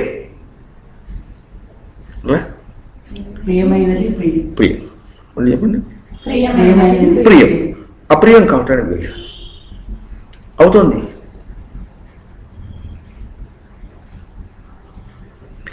ఆలయానికి పోయినా ఆ విగ్రహాన్ని పైంచట కింది చూస్తూ కూర్చుంటే ఎప్పుడైనా ఒక్క నిమిషం ఇంకేం తోసలే ఆ విగ్రహాన్ని అట్లాగే చూస్తూ ఉంటే ఎంత బాగుందో. ఏం బాగుంది? విగ్రహం బాగుంది. విగ్రహం ఎక్కడుంది? తన గ్రహింపు, తన విశేషమైన గ్రహింపు బాగుంది. ఈ బాగుంది తనదిగా గుర్తించినటువంటి స్వరూపం, బయట ఉన్న రూపం కాదు. ఆ విగ్రహం ఎందుకు బాగుందంటే ఆ విగ్రహం కాదు, ఈ విగ్రహం. ముందు విగ్రహం ఏదో మొత్తానికి ఆ విగ్రహమే అనుకున్నాం కాసేపు. ఆ విగ్రహం ఎందుకు బాగుందంటే నేను నిలిపోగలక బాగు. విగ్రహాన్ని ఇప్పుడు సేవించాడు, తను నిలిపి సేవించాడు.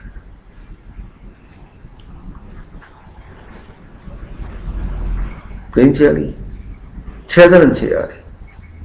షట్ అంటే ఛేదనం చేయాలి. ఏం ఛేదనం చేయాలి? ఇప్పుడు ఆ విగ్రహాన్ని ఛేదించేయాలి.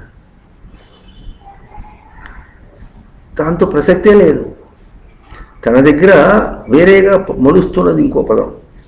అనుభవం సిద్ధం ఇతర ప్రేరణ లేకుండా కలిగేటటువంటి దానికి ఇతర ప్రేరణతో కలుగుతోంది. ఇతర ప్రేరణతో ఏం కలుగుతుందో దాన్ని ఛేదించాలి. అంతసేపు కూర్చున్నాడు, 1 నిమిషం, 2 నిమిషాలు, 3 నిమిషాలు, 4 నిమిషాలు, కళ్ళు మూసుకొని కూర్చున్నాడు, కళ్ళు తెరిచి కూర్చున్నాడు, ఆ విగ్రహం దగ్గర కూర్చున్నాడు. ఏం చేశాడు మరి? ఎవరు చెప్పుకుంటున్నాం? భక్తులకి, సామాన్య సాధకులకి ఎప్పుడైనా అనుభూతి కలిగినప్పుడు, ఆ కలిగినప్పుడు దాన్నే నిలబెట్టుకో. ఒక్కసారి జరిగింది, మళ్ళీ ప్రయత్నం చేస్తుంటే కుదరట్లా అని ఇంత పడుమోహం పెడితే ఎట్లా? అప్పుడు ఏం చేసావు? ఏం చేశాను నేను అప్పుడు?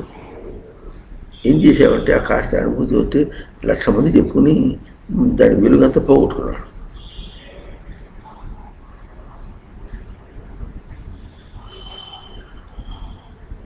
కనిపించినటువంటిది తన కనబడింది, కనబడేటట్టుగా చేసినటువంటి సత్తా తన దగ్గర ఉన్నది.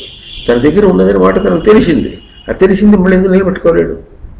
లోహన్ ఎట్లా ఉంటుంది? జ్ఞాపకం చదివాడు, జ్ఞాపకం చిన్నప్పుడు బాగా జ్ఞాపకం ఉండేవి, అప్పుడు నేను మర్చిపోయానట. పీడ పోయింది. అది మర్చిపోతే సరే, ఎందుకు మోసపోయేది ఏం కాదు. కానీ ఏ తేజస్సు అనుకున్నావో ఆ తేజస్సు వెళ్ళిపోవటం అవుతుంది. ప్రవర్తించేటప్పుడు అసలు నేను ఎట్లా ఉన్నాను,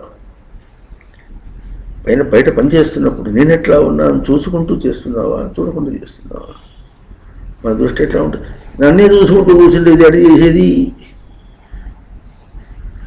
అంటు తోవాలంటే ఏం చేయాలి? మురికి ఎక్కడుందో చూసుకోవాలి, చేతులు ఏముందో చూసుకోవాలి, దాన్ని పట్టించాలి, చూసుకుంటూ తోవాలి. దాన్ని చూసుకుంటూ తోవాలా, తను చూసుకుంటూ తోవాలనా?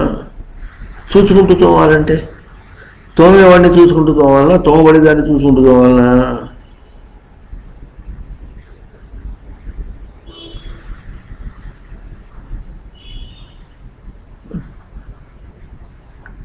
చెప్పండి. మనం ఏం చేస్తాం? తోమబడేదాన్ని దోచుకుంటూ చూసేవాడేవాడు.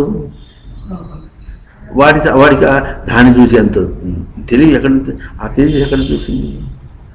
అది నిలబెట్టుకోవాలి కదా. అది నిలబెట్టుకోకపోతే ఏమవుతుంది? ఇప్పుడు మనకేమర్థమవుతుంది? మొబైల్లో మాట్లాడుతూనే ఉన్నాడు, ఛార్జింగ్ అయిపోయింది, అది ఏం చేస్తుంది?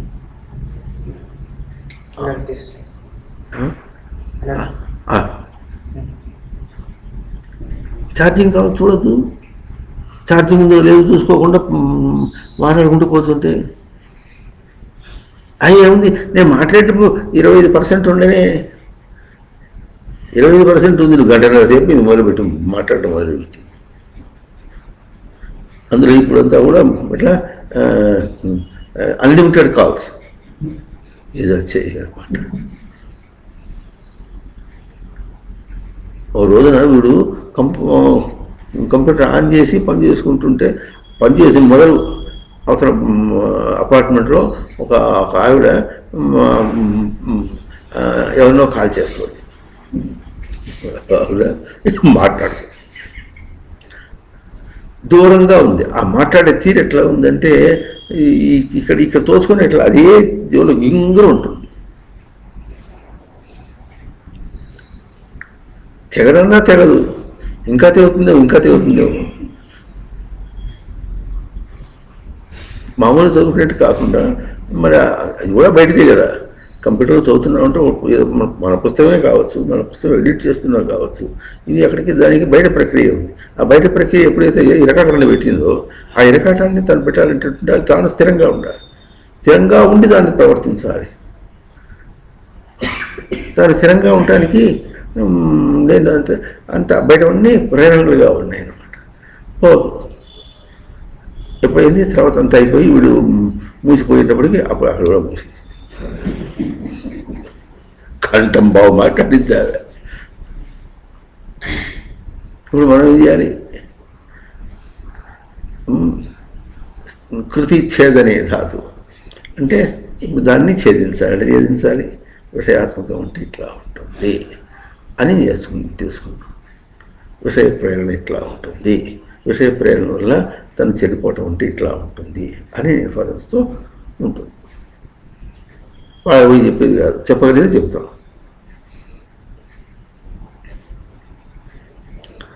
మన ప్రవచనం చేస్తుంటే అప్పుడప్పుడు ఏముంది, ఇక్కడ ప్రవచనం జరుగుతుంటే వెనకాల వాళ్ళు ఎవరో బట్టలు వేసి బాధి కొడుతుంటారు, ఉతుకుతూ ఉంటారు. వాళ్ళు ఇప్పటికీ కూడా బట్టలు బారి ఉతకడం అనేది ఇంకా ఈ రోజుల్లో ఉన్నాయి. చేస్తుంటే వాళ్ళని పోయి ఇప్పుడు ఏం చేయాలి? అమ్మ ఇక్కడ ప్రవచనం జరుగుతుంది, నీ నీ బాధలన్నీ అమెరికా కూడా వెళ్ళిపోయినాయి, వాళ్ళు వింటున్నారు అని వాళ్ళకి చెప్పాలి. ఇప్పుడు వాళ్ళకి చెప్పాలంటే ఏం చేయాలి? ఇప్పుడు మనం ఇక్కడ దాకపోయి అక్కడ దాకపోయి వాళ్ళు చెప్పి వాళ్ళేమో వాళ్ళు ఎదిరించి తిరస్కరించి వాళ్ళు సముదాయించి చేసే లోపల ఏమవుతుంది? ప్రవచనం అయిపోతుంది. అంటే ఇప్పుడు ఏం చేయాలి? కృతి ఛేదన ఏం చేయాలి? దీన్ని ఎట్లా వాడుకోవాలి? ఛేదింపబడేది ఎట్లా ఉంటుందో అది వాడుకోవాలి. మనం లోకంలో ఎట్టంటారు అంటే ఏంటి? ఓర్చుకోవాలంటారు. అంటే ఓర్చుని ఏం చేస్తాం? మోసుకుపోయేది కాదు. ఓర్పు ఎట్లా ఉంటుంది? ఇది ఛేదింపబడేది ఇట్లా ఉంటుంది. ఇక్కడ అక్కడ ప్రవర్తన కానీ ఇక్కడ ప్రవర్తన కానీ ఇట్లా ఆత్మని ఏమో ఆత్మనాతుష్ట చెప్పుకుందాం తర్వాత బాగా. కనుక ఈ విధంగా ఎట్లా ఉంటుంది? ఛేదనం అనేటటువంటిది మనకు ఇన్బిల్ట్ అంటే తనకు స్వతసిద్ధంగా తనకు నిర్మాణమై ఉంది లోపల. తన స్వరూపానికి తన కానిదాన్ని నెట్టేయటం అనేటటువంటి తనకు అది ఇట్లా నిర్మాణమై ఉంది, స్వతసిద్ధంగా నిర్మాణమై ఉంది. ఈ నిర్మాణమై ఉన్నది అన్నటువంటి నిజాన్ని గుర్తించి ప్రవర్తించమన్నారు. ఎందుకంటే ఇది హోరాహోరీ యుద్ధం ప్రసిద్ధార్థంలో ఎదురుపడి యుద్ధం చేసినట్టు లోకం ఎట్లా ఉంటుంది? చెదరగొడుతుంది, తాను చెదరిపోతుంది. అది చెదరగొడితే చెదిరిపోయేవాడు. నువ్వు ఎంత వాడివి అర్థమవుతుందా? అది చెదరగొడితే చెదిరిపోయేవాడు. నువ్వు ఎంతటి వాడివి? ఏదో ఒకటి తెలుసుకోవాలా. ఇది ఆత్మ అన్నా తెలుసుకోలేకపోతే అనాత్మ అన్నా తెలుసుకో. ఆత్మని అనాత్మగా తెలుసుకోకు, అనాత్మని ఆత్మగా తెలుసుకోకు. వింటున్నారా లేదా?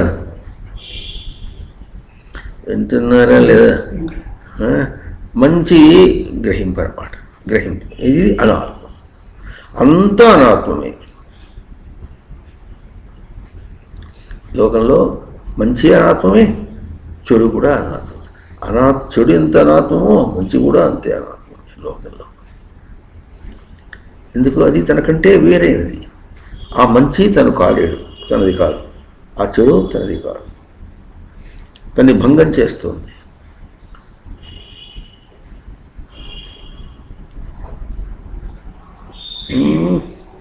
ఏం చేస్తోంది? భంగం చేస్తుంది, చెదరగొడుతోంది.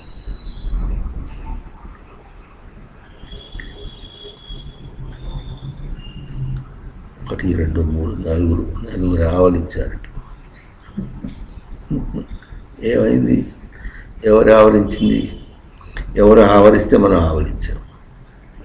రవయవర భేద.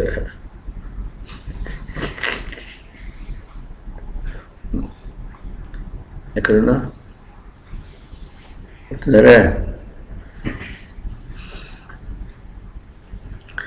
అనాత్మగానన్న అనాత్మను అనాత్మగా గుర్తించు. పోయిన పొడుగుడు అంత అనాత్మను గుర్తించడమేనా? అది కూడా ఒక వీడు ఆత్మగాడు. ఎవడు వీడు? ఆత్మగాడు. వీడు ఆత్మగాడు. అంత అనాత్మేనా? అంత అనాత్మని గుర్తించడంలో తానేమవుతున్నాడు? అనాత్మను గుర్తించిన వాడైనా. అనాత్మను ఎవరు గుర్తించగలరు? అనాత్మ గుర్తిస్తున్నారు. గుర్తించే తాను అనాత్మ కంటే వేరైనటువంటి వాడు. అనాత్మ కంటే వేరైన తాను అంతా అనాత్మ ఇష్టపడినట్ట. అందులో లోకాలు ఏం చేస్తారు? అంత పగలంతా డిస్టర్బెన్స్గా ఉంటుంది. రాత్రి అందరు నిద్రపోతారు. అప్పుడు చదువుకుంటూ కూర్చుందాం అనుకుంటాడు. 12 అయినా అందరు నిద్రపోరు వాడు.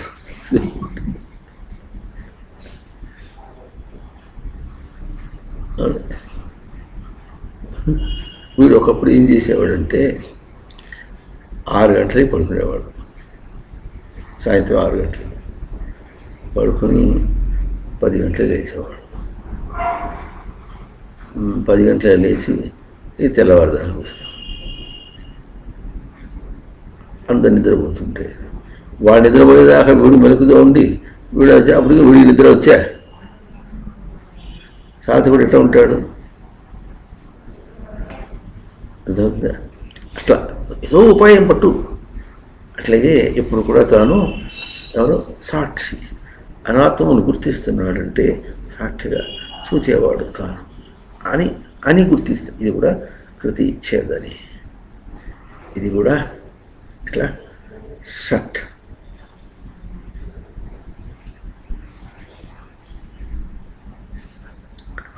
అవునా? ఇంగ్లీష్లో కూడా ఎవడన్నా ఏదైనా మాట్లాడితే ఉంటాం షడ.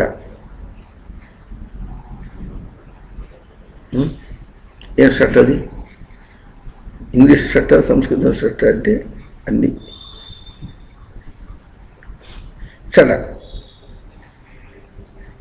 ఎప్పుడు ఏమన్నా రేపదం షట పని అంటే ప్రసిద్ధార్థం ఏంట? నోరు మూసుకో.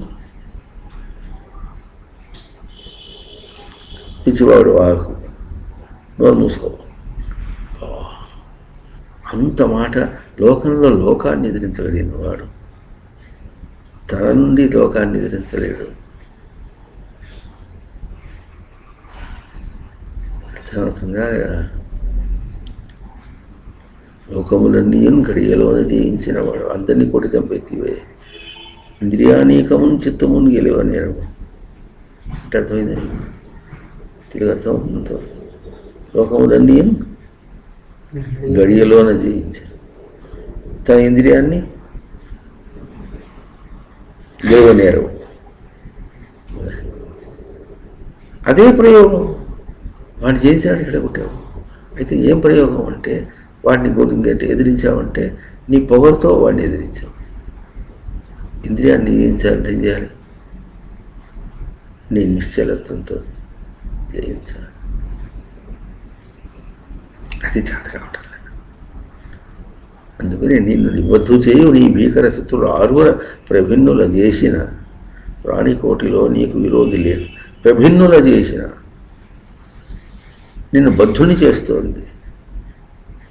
అటువంటి దానిలో ఇట్లా నువ్వు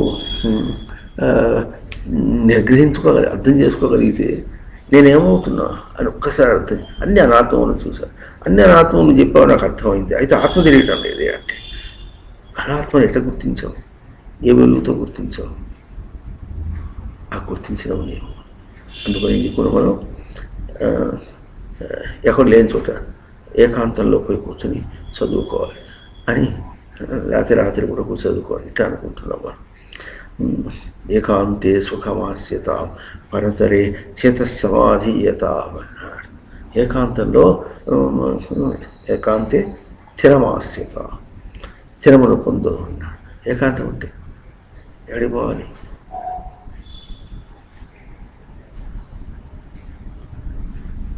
ఎడిపోవాలి ఏకాంతం. ఇప్పుడు ఇక్కడ ఎట్లుంది? నిశ్శబ్దంగా అవ్వండి, ఇది ఏకాంతం అని చెప్తే మనకు అర్థమవుతుంది.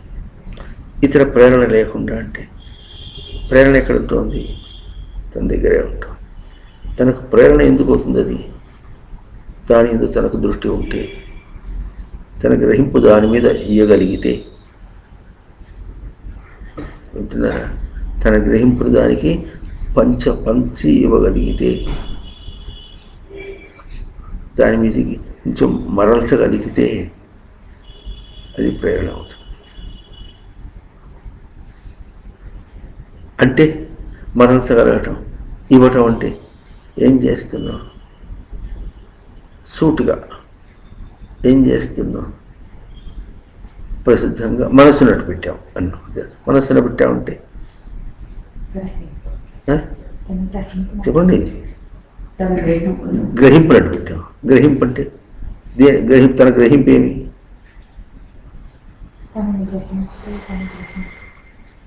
ఉనికి యొక్క స్మృతి. తన అంటే తనకు ఉనికి యొక్క స్మృతిని అటు పెట్టాడు. ఉనికి యొక్క స్మృతిని అటు పెట్టాడు. మనసు అటు పెట్టాడు. మనసు పెట్టాడు అంటే అక్కడ ఆగిపోయినాడు. తెచ్చుకో మనసు ఇటు ఉనికి స్మృతి అయినప్పటికీ అప్పుడు తను ఎక్కడ పోగొట్టుకున్నాడు తనకు తెలుసు. మనస్సును పోగొట్టుకున్నాడు అంటే అర్థం కావటం లే. ఎందుకంటే మనస్సు అనేటటువంటిది ఫిక్టిషస్ అంటాం. మనం స్వగత భేదంగా చెప్పుకున్నాం, కానీ మాటికి చెప్పుకోవాలంటే, తనతో పోల్చి చెప్పుకోవాలంటే తనకు ఇంకొక దాని యందు తనకు స్వరూపాన్ని పెట్టి అది నేను అంటే తనకు తన స్వరూపముగా స్వగత భేదంగా, స్వగతమే స్వగత స్వరూపములుగా తనకు తన స్వరూపం ఉండగా స్వగత భేదములుగా కొన్ని రూపాలను పెట్టుకున్నాడు. అర్థమవుతుందా? అది ఎట్లుండాలి? ఒకప్పుడు వీడు తమాషాగా కొత్తగా ఆ రోజుల్లో 1970 ఆ ప్రాంతాల్లో కొత్తగా టేప్ రికార్డర్లు వచ్చేవి. మరి స్వామివారి ప్రవచనం రికార్డ్ చేద్దామని టేప్ రికార్డర్ కొనుక్కుందామని ఒక 3 గంటల సేపు బాగా అటు తెలిసిన ఆయన పట్టుకొని మన భక్తుడై మఠానికి వస్తుండేవాడు, స్వామివారి చేయడానికి వస్తుండేవాడు. ఆయన పట్టుకొని పోయి టేప్ రికార్డు కొనుక్కొచ్చిన తర్వాత ఇప్పుడు దానిలో వారు రికార్డ్ చేసే ముందు మనది రికార్డ్ చేయడం అంటే ఎటువంటి తెలుసుకోవాలి కదా. అప్పుడు ఏం చేశాడంటే ఇంగ్లీష్లో ఒక చిన్న ప్యాసేజ్ రాసుకొని దాన్ని రికార్డ్ చేశాడు. ఆ రాసిన దానిలో వాక్యం ఇప్పుడు బాగా జ్ఞాపకం ఉంటుంది. ఏంటంటే లెస్ లగేజ్ మోర్ కంఫర్ట్, నిల్ లగేజ్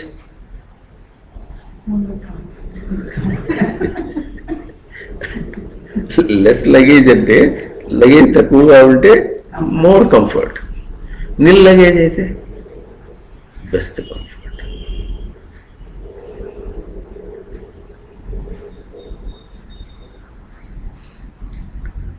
అర్థం అవుతుందా లేదా?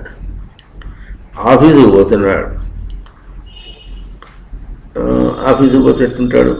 ఎక్కడ పడితే అక్కడ తినేవాడు ఉంటాడు అనుకోండి. వాడు ఏం చేస్తాడు? ఏం చేసుకోవాలని చదువుకుంటూ పోతాడు. చేతిలో జేబు రుమాలు కూడా ఉండదు. ఎందుకంటే అక్కడ పోయేటప్పుడు అక్కడ ఏదో గుడ్డ ఉంటుంది. ఏ గుడ్డ ఉంటుంది? అక్కడ 50 మంది చూసుకున్నాడు దాని మీద. ఎక్కడ పడితే అక్కడ తింటాడు.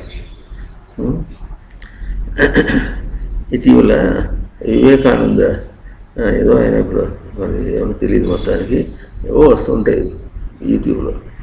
ఆయన పార్లమెంట్ ఆఫ్ రిలీజియన్లో ఆయన స్పీచ్ అవి ఏదో వస్తుంటేను విన్నాం. అక్కడ అందరితో పరిచయం కొంత అయింది. ఒకడు సమయంలో భోజనం చేసేటప్పుడు ఒక ఆయన ఏం చేస్తున్నాడు అంటే, తను సైంటిస్ట్ ఒకటనమాట. ఆ సైంటిస్ట్ ఏం చేస్తున్నాడు? చెంచాతో తింటున్నాడు, ఈయనేమో చేతితో తింటున్నాడట. ఆయన్ని ఆక్షేపణ చేశాడట. ఏమని? నేను చెంచాతో తింటున్నా, చూడు ఎంత ఫ్యాషన్గా తింటున్నావు, నువ్వు చేతితో తింటున్నావు అని అన్నట్ట. అప్పుడు ఈయన ఏమన్నాడంటే, నీ చెంచాతో ఇప్పటికీ 90 లక్షల మంది తింటారు, నా చేతితో నేను ఒక్కడిని తింటాను, ఎవరు తింటున్నారు?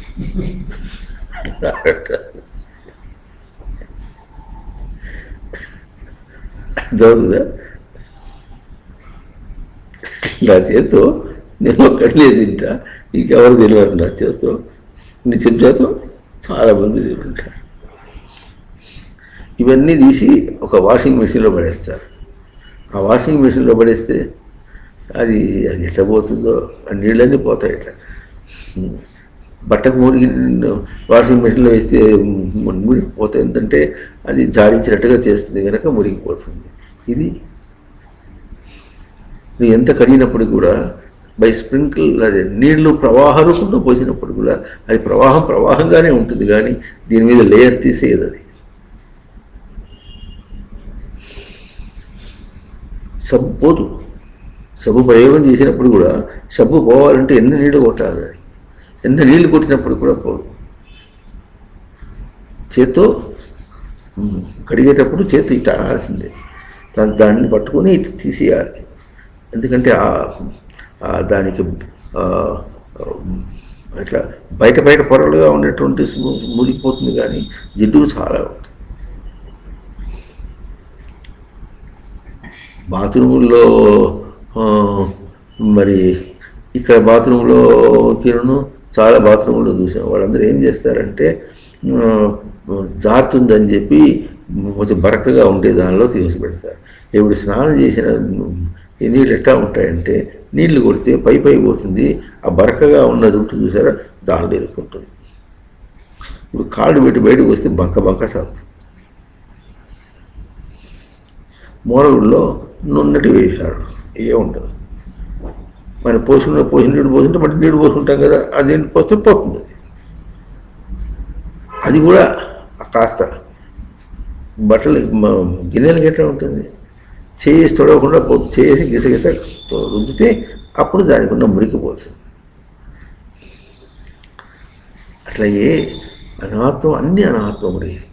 ఇటువంటి విషయాలు చూసుకుని బయటికి పోతుంటే ఎన్ని రూపాల్లో మనకు అనాత్మ కనిపిస్తుందో. ఎట్లా చెప్పండి వాక్యం.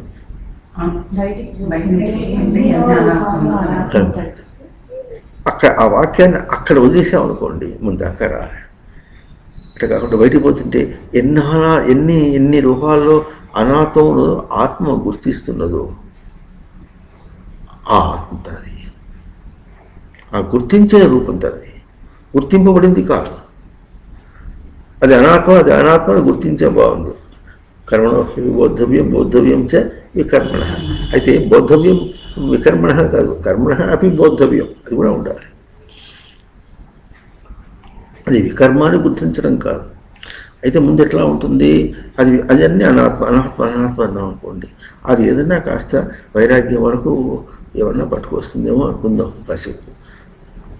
వైరాగ్యం దాకా పట్టుకొచ్చినప్పటికీ కూడా అది ఏం చేస్తుంది, వైరాగ్యంతో విసిగిస్తుంది.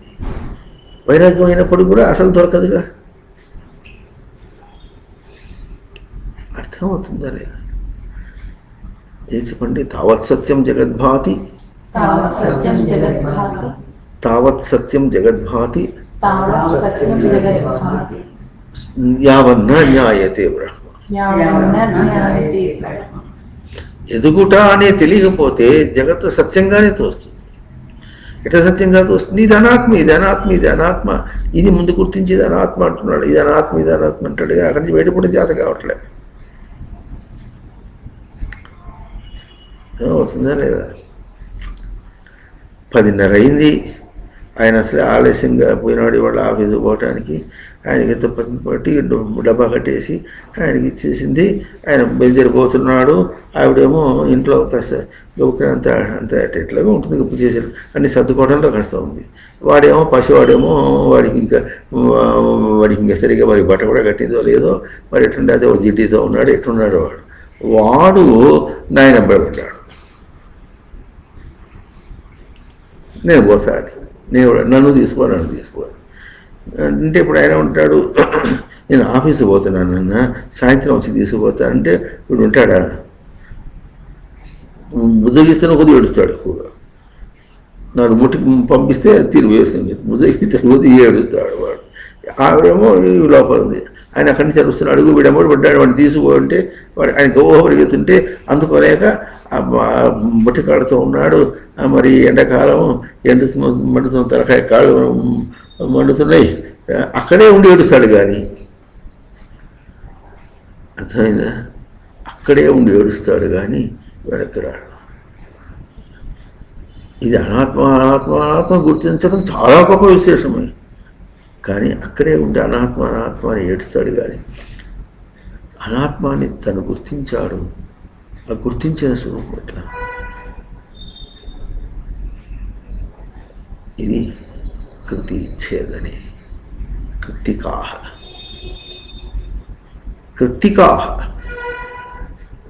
విషయ ప్రవర్తన అన్నీ కూడా కనుక కృత్తికములు కావాలి. ఇది అనాత్మం కనుక ఇది విడవదగినది. దీనికంటే వేరు నేను అని దాన్ని విడిచి తన స్వరూపాన్ని చూచేంత వరకు కూడా తన షట్స్వరూపం కాదు. దాన్ని వలవలేడు, తను తేజవంతం చేసుకోలేడు. వింటున్నారా? లోకమంతా ఇట్లా అటైతే అది లోకం ఎక్కడుంది? నువ్వు గుర్తించిన రూపంలో నువ్వు గుర్తించింది కరెక్ట్. లోకం బయటదంతా తప్పు, కరెక్టే. బయటదంతా తప్పు మరి చెప్పుకున్నా అర్థమైందా? బయటదంతా తప్పు, బయటదంతా కానిది, తను గ్రహించదగింది కాదు, తను తీసుకెళ్ళలేడు, తను నిలుపుకోలేడు, అంత బాగానే ఉంది. అంత బాగా ఉన్నప్పటికీ కూడా అయితే అంత గుర్తించిన వాడివి అది ఇది కాదు కదా, లేదు కదా, నీకు వద్దు కదా, వద్దు అంత దాన్ని పట్టుకుని కావాల్సింది ఏదో పట్టుకో. కావాల్సింది ఎక్కడ ఉంటుంది? కావాల్సింది ఎక్కడ ఉంటుంది? ఎటు తీసే ఎక్కడ ఉంటుంది? ఏంటి కావాలన్న దాంతో పోల్చుకుని ఇది వద్దన్నావు, అర్థమవుతుందా? అది వద్దన్నప్పుడు ఒక దాంతో పోల్చుకుని అన్నాడు. అంతవరకు కూడా బాహ్య స్పర్శ సాపేక్షకం, external is relative, not absolute. అర్థమవుతుంది? అంతదాకా కూడా అంత గొప్ప, అది గొప్ప పీఠ సామాన్యులు చేయగలిగింది కాదు, సామాన్యులు చేయగలిగింది కాదు. అయినప్పటికీ కూడా అది తనకు చాలు. మరి నేనెవరు? అథకోహం. ఇప్పుడు నేనెవరంటే అది కాంతి. నేను అది కాంతి అని మాట ఎట్లా వస్తుంది? అది అవును అన్నావు కనుక ఇప్పుడు అది కాంతి దాకా వచ్చింది. అది లేదుగా, కాంతి అయినప్పుడు దాంతో నీకేం సంబంధం? అది పోల్చుకోవాల్సిన అవసరం ఏమి?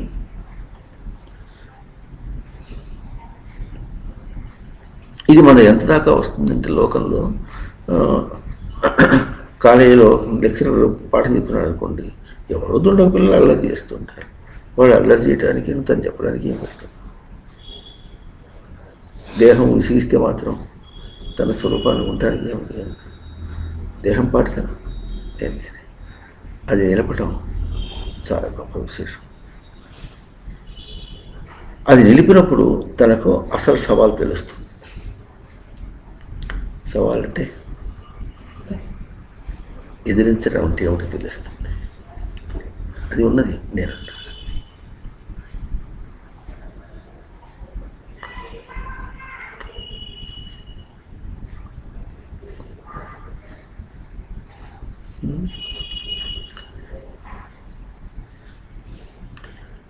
దేహం రుగ్మతగా అడిగితే ఏం చేయలేవు కదా, మరీ మంచిది, బయటికి పోకుండా లీవ్ దొరికి. ఇప్పుడు ఏమన్నాడు? మనసానికి ఖర్చుని పడుకున్నావు, ఖర్చుని పడుకునేది మూలుగుతూ కూర్చునే బదులు చక్కగా ఆ మూలుగును చూస్తూ మూలుగు నేను కాదు, నేను మూలుగు కాని స్వరూపము, నేను మూలుగు కాని స్వరూపము అని మళ్ళీ మూలుగునే మనన చేస్తే ఎందుకు? ఎన్నే గచ్చిపుడులాగా నేను విష్ణు ద్వేషిని, నేను విష్ణు ద్వేషిని, నేను విష్ణు ద్వేషిని అనుకుంటూ ద్వేషాన్ని మననం చేస్తున్నాడా? విష్ణు ద్వేషం మననం చేస్తున్నాడా?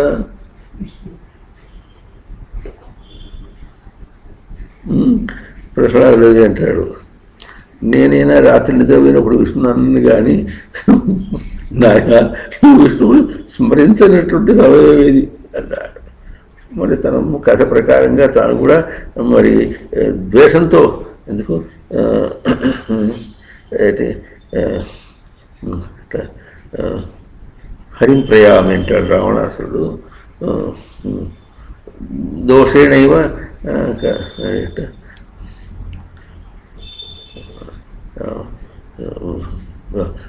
విరోధ బుద్ధ్యా హరిం ప్రయామి, విరోధ బుద్ధి చేత హరిం ప్రయామి.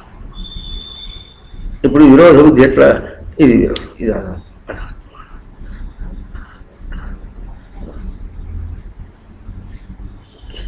ఇప్పుడు అది అనాత్మ అని మనం చేస్తున్నాడా? మాటి మాటికి అది అనాత్మ ఎట్టబడింది అది అని చెప్పడం వాక్యం ఎట్లా ఉందంటే పోల్చబడినటువంటిది, పోల్చి తన స్వరూపంతో దాన్ని చేస్తున్నవాడు తన స్మరణ పోల్చిన స్వరూపమా, పోల్చుతున్నటువంటి స్వరూపమా, పోల్చినటువంటి ప్రమాణమా, లేక పోల్చబడినటువంటి స్వరూపమా? దీన్ని గుర్తించాడు.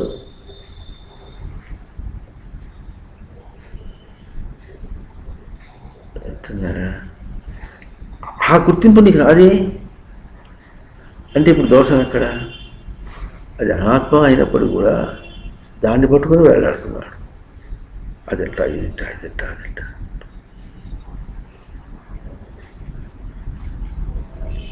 అందుకని ఇప్పుడు ఏం చేయాలంటే సృష్టి మనకు చక్కటి అవకాశం ఇస్తుంది. ఎటువంటి అవకాశం ఇస్తుందంటే గిల్లుతుంది. గిల్లి ఆ గిల్లటంలో నిన్ను చూసుకో. వింటున్నారా? గిల్లటంలో నిన్ను చూసుకొని తృప్తి పడు.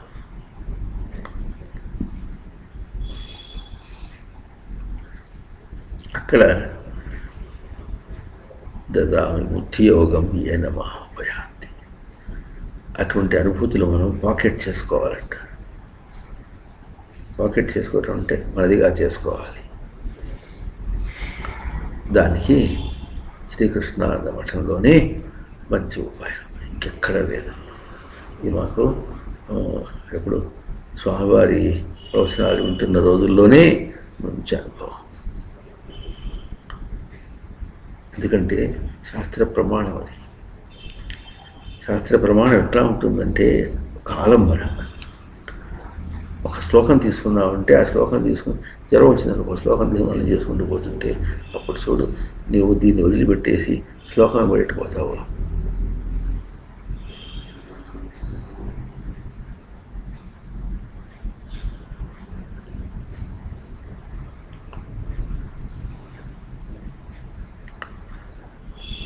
ఒక భావం, ఒక ప్రవచనం.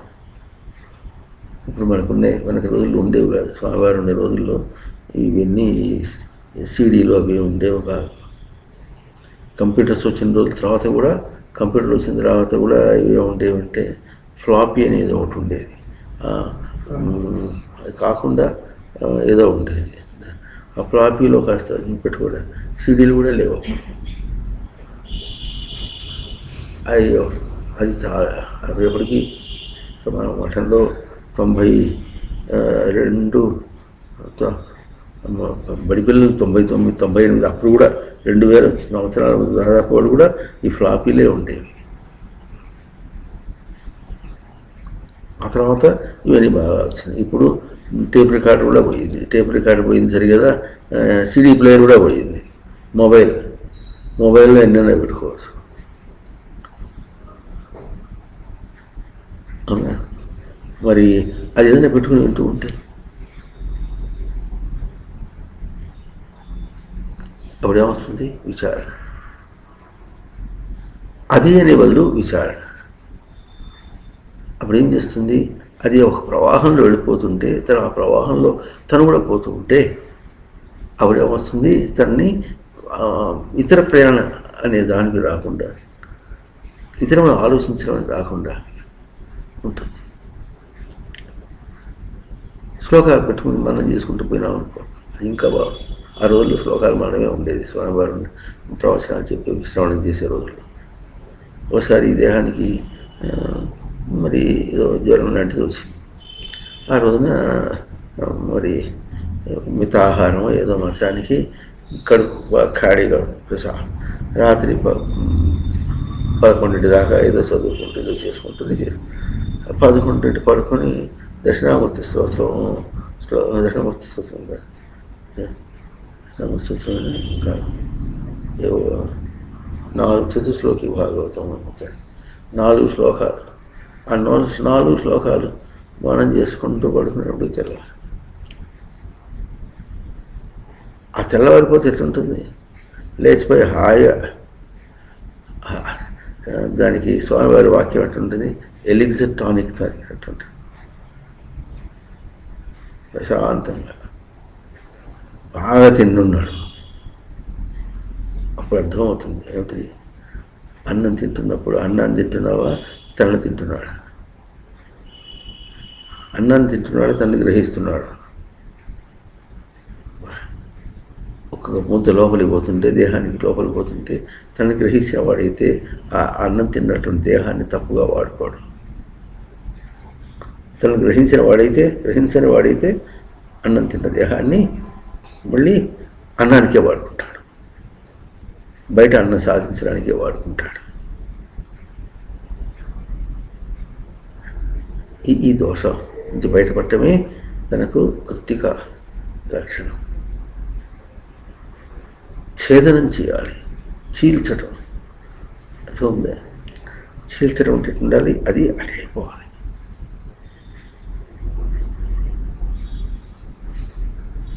దీనిలో కూడా దీనికి ఆధారం ఎట్లా అంటే తనకు జిజ్ఞాస ఆధారం. జిజ్ఞాస అనేది తనకు ఇన్బిల్ట్ రచనతో కూడుకున్నటువంటిది. ఇక్కడ చెప్పుకున్నాం ఈ జిజ్ఞాస తనకు రచనతో ఉన్నది.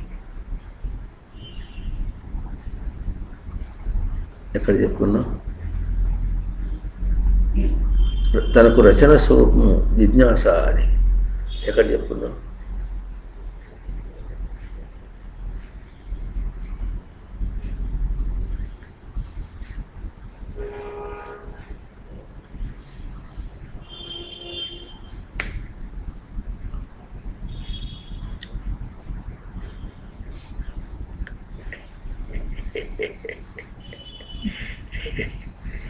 అట్లా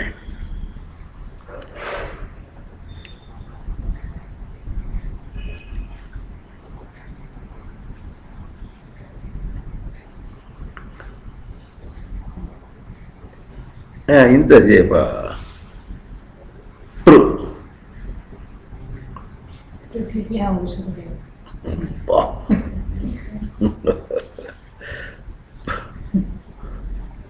పృథ్వీ నుండి ఓషధి ఉష దాహే జిజ్ఞాస. పృథివీ అంటే కలుగుట, పృథుత్వ భూమి కలుగుట. దీనివల్ల మనకేమొస్తుంది? ఎప్పుడైతే కలిగిందో తనకు జిజ్ఞాస. అర్థం చేసుకుందాం. ఇది అనాత్మ. ఇప్పుడు ఏం కలిగింది? ఇది అనాత్మ అన్నాం, గుర్తించాం. ఏం కలిగింది? జిజ్ఞాస కలిగింది. లేకపోతే ఏం చేస్తాడు? ఇది అనాత్మ, ఇదంతా వీళ్ళంతా పాడు చేస్తున్నారు, వీళ్ళంతా పాడు చేస్తున్నారు, వీళ్ళంతా లేట్ అయింది, నేను చచ్చిపోతున్నా, ఈ కొంపలు ఎత్తి చచ్చిపోతున్నా, అదంతా అంత ఎట్టి అంతా వాళ్ళ మీద పెట్టి మాట్లాడతాడు. వాళ్ళని తప్పొట్టావుగా, తప్పొట్టిన మొనగాడి నువ్వెవరో అర్థమవుతుందా లేదా? పృథివీ తప్పొట్టడం అనేది ఏం కలగాలి? నీకు జిజ్ఞాస కలగాలి.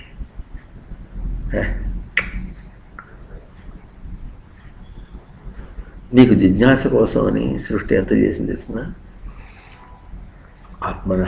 ఆత్మన నీ ఆత్మస్వరూపాన్ని చూపించడానికి. ఆత్మన ఆకాశ సంస్కృత ఆకాశ వాయురగ్ని అగ్నిరాప అద్య పృథివీ అన్న పంచమహాభూతములు ఆ మీడియా అంత మీడియా చేసి పృథివ్యా ఔషధి.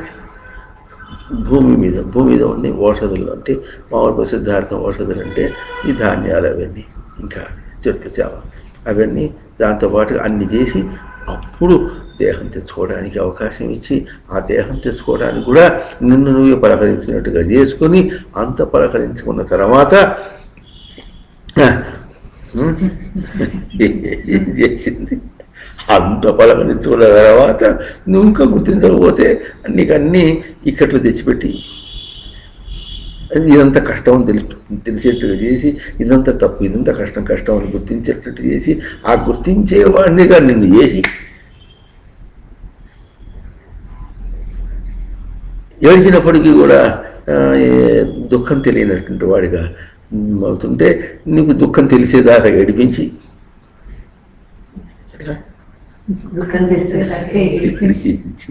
చెయ్యాలి. తిట్టడం లేకపోతే చదవదు మాట పగలగొడతా అన్నావు అనుకోండి, ఆ మామిడి పగలగొట్టినగా నువ్వు చేస్తావు. అది వాడికి మాత్రం చదువు రాదు. వాడికి చదువు రాకపోయినా ఏం కాదు. ఆ చదివినవాడు చచ్చిపోయా, చచ్చిపోయా. అమ్మాడు పగిళ్ళ మాడు చచ్చిపోయా, పగల మాడు కూడా వెళ్ళి చచ్చిపోతుంది. పగిళ్ళ మాడైనా పగల మాడైనా దానికి ఏం చేయాలి? ఏం చేయాలి? దానం చేస్తా.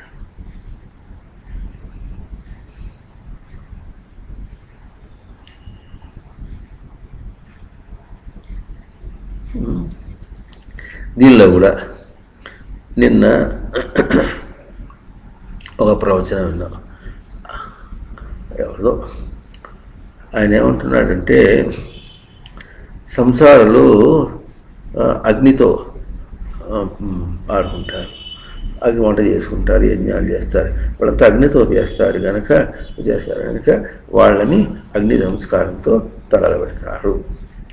అగ్నిని వదిలిపెట్టిన వాళ్ళు కనుక సన్యాసులు వాళ్ళని అంటే అగ్ని సంస్కారంతో కాల్చకూడదు. అంటే వాళ్ళు అంటే దేహంతోనే మాట్లాడుతున్నారు.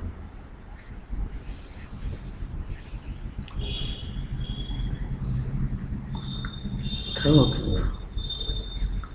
ఇప్పుడు ఏం చేయాలి? వాళ్ళని అగ్ని సంస్కారం కాకుండా ఏం చేయాలి? పూర్తి చేసి దాని మీద ఏమన్నా అంటే ఏదో పెడితే లింగం పెడితే లింగం, ఆ లింగాన్ని పూజ చేసేటప్పుడు వాడు లోపల పోయిన తర్వాత దేహం ఉందే ఇంకా వాడు ఏడి? ఆ సన్యాసి ఆ జ్ఞాని అక్కడ ఏడి? అది మాట్లాడాలి, అర్థం చేసుకోవాలి.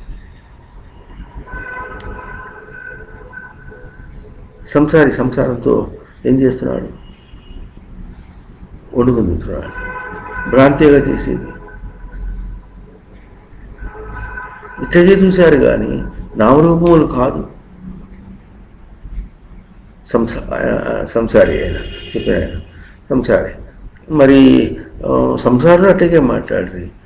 మరి సన్యాసులు కూడా ఏమంటారంటే దేహంతో ఉన్నప్పుడు దేహం వచ్చిన తర్వాత ఆయన దేవుడే అవుతాడని విగ్రహం ఆయన విగ్రహం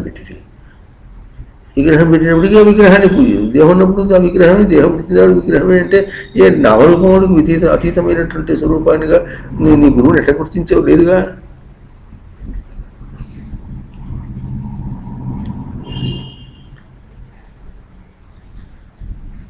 అర్థం అవుతుందా లేదా?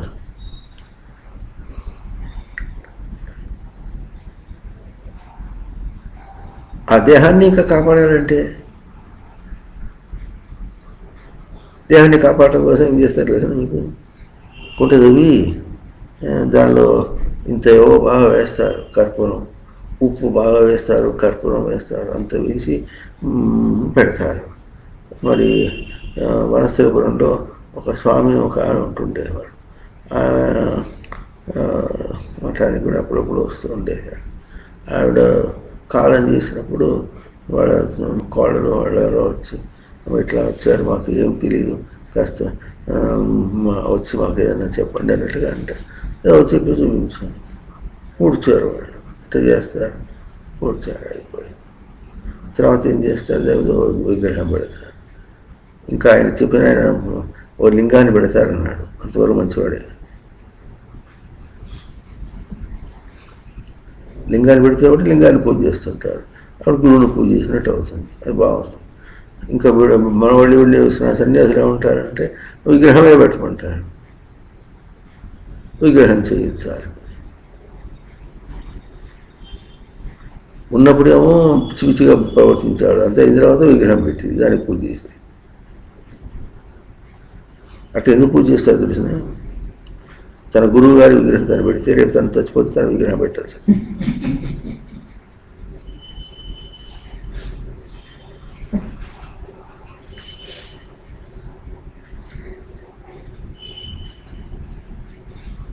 నాకు ఏం వద్దు అంటే ఈ చిన్న భౌతిక చిహ్నాలు ఏమి ఉండద్దు.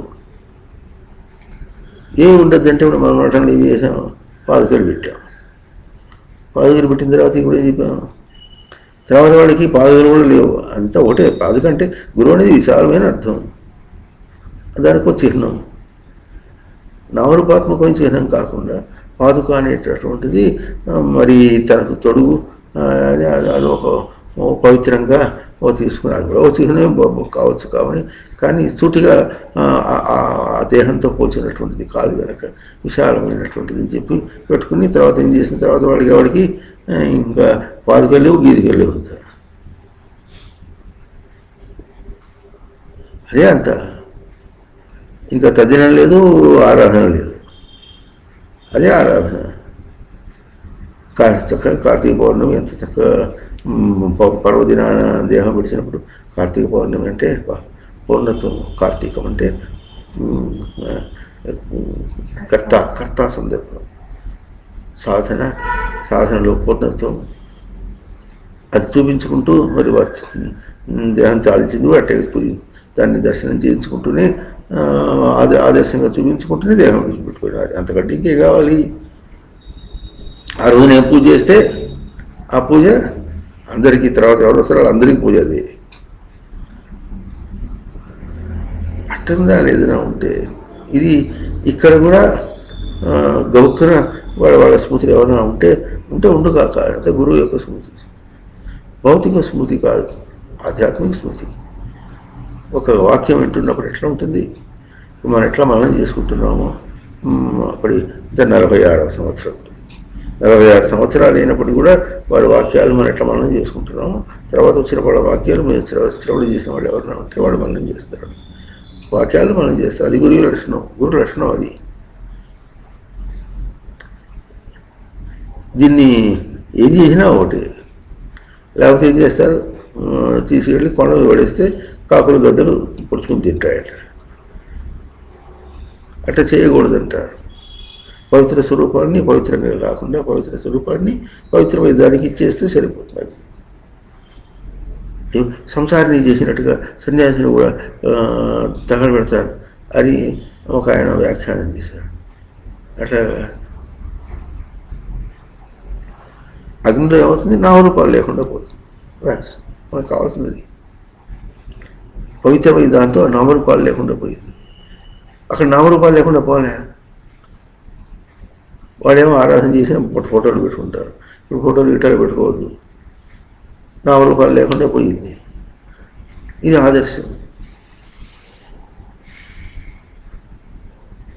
నీకు చిహ్నం కావాలంటే అక్కడ ఆయన నమస్కారం చేసినప్పుడు ఏం కావాలి కనుక తను చేసే నమస్కారం తనకే నమస్కారం అయినప్పుడు నువ్వు దర్శనం చేసుకోవటంలో గురువు యొక్క దర్శనం అవుతుందనే మాట. ఇన్ని మాటలు చెప్పిన తర్వాత ఈ మాటలు చెప్పాలి. అంతేగాని సన్యాసి మాత్రం పురుషుడికి అర్థం వస్తుంది. ఆ శరీరాన్ని దీన్ని పెట్టి అది పురుగులు తింటూ ఉంటే ఏమైనా బాగుందా?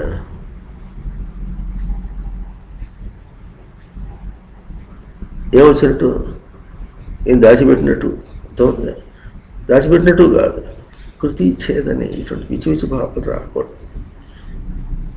మా గురుదేవులు పవిత్ర స్వరూపంలో నామరూపముల కంటే అతీతమైనటువంటి స్వరూపం. అది గురువుల లక్షణం. దాన్ని కోరారు, దాన్ని నిలుపుకున్నారు కనుకనే గురుదేవుడైనా. మనం అదే చేయాలి. దేహాన్ని ఇంకా పోషించి, ఇప్పుడు దేహం ఉన్నప్పుడు పోషించడమే అది అబద్ధం. ఎందుకు పోషిస్తున్నాం అంటే చివరికి చెప్పుకుని లోపల ఏదో సాధన చేయడం కోసం అంటే ఎంత సత్యమో వాళ్ళకే తెలియాలి. సాధకులు ఎట్లా ఉంటుంది, ఎంత సత్యం వాళ్ళకే తెలియాలి. అటువంటిది ఒక ప్రమాణంగా ఉండేటటువంటి గురుస్థానంలో ఉన్నటువంటి వాళ్ళని తప్పుగా ఎంచితే ఎట్లా? వాళ్ళ సాధన స్వరూపంతో దేహం విడిచి వెళ్ళిపోయినారు. దాంతోపాటుగా దేహం లేకుండా ఉండాలి. ఆ దేహం లెక్క పెట్టేటప్పటికి ఆయనకి దేహం మీద అభిమానమా? దేహం మీద అభిమానం ఉండకూడదనేగా, అంతే అయిపోయింది. దేహం విడిచేశారు, ఇంకా రాలేడు బయటికి. వెనక్కి రాలేక అవస్థపడతాడు మామూలు జీవుడు. మరి నిలుపుకుంటాడు జ్ఞాని. సృష్టి అంటేనే అగ్ని. కుటిలాయాం గతం, కుటిలమునకు కుటిలం. సృష్టి అంటేనే అగ్ని. కనుక అంటే ఇంతవరకు కూడా ఈ ఆలోచన వరకు కూడా గురువుకి దేహానికి సంస్కారం చేయాలనేటటువంటి ఆలోచన దాకా కూడా అక్కడి నుంచి మనం ఎంత ప్రయత్నం చేస్తున్నామో అక్కడ కూడా బయట అనాత్మని గుర్తించడమా, లేకపోతే అనాత్మని గుర్తించకుండా అది ఆత్మాని గుర్తించడమా, ఇవన్నీ కూడా తాను చీల్చేయాల్సింది. అవి ఆత్మ అనుకుంటుంటే దాన్ని చీల్చడమా, నువ్వు ఆత్మ అనుకోవటం అనాత్మ, అది చీల్చేయాలి చెప్పడం వేరు బాగుంది. ఇది అనాత్మని గుర్తించినప్పటికీ కూడా తను తెలుసుకోకపోతే, తనేందు జిజ్ఞాస కలగకపోతే అది కూడా చీల్చడం, అది కూడా చీల్చడే అవుతుంది. అక్కడికి కృత్తిక, అది షట్.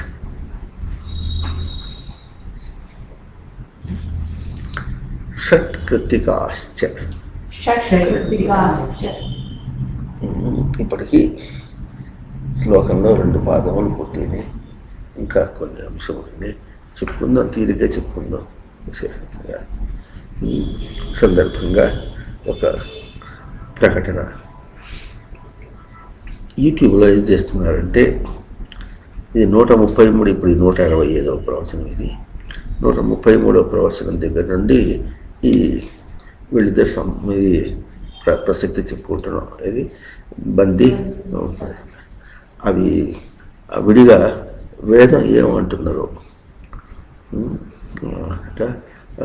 బందీ అష్టావక్రులు చెబుతున్నారు అని విడిగా తీసి ఇదే ప్రవచనాన్ని ఆ హెడ్డింగ్తో యూట్యూబ్లో పెడుతున్నారు అన్నమాట. ఎందుకంటే ఆ దృష్టితో వింటామని, భారతం అంతా వేరును ఇది వేదం ఏం చెప్తుందనే విషయాన్ని లోకానికి తెలియాలని విడిగా ఇదే ప్రవచనాలే అక్కడ విడిగా వేరే పేరు మీద పెడుతున్నారు. అది పెడుతున్నారో పెట్టేశారో కూడా రిపోర్ట్. ఓం తత్సత్.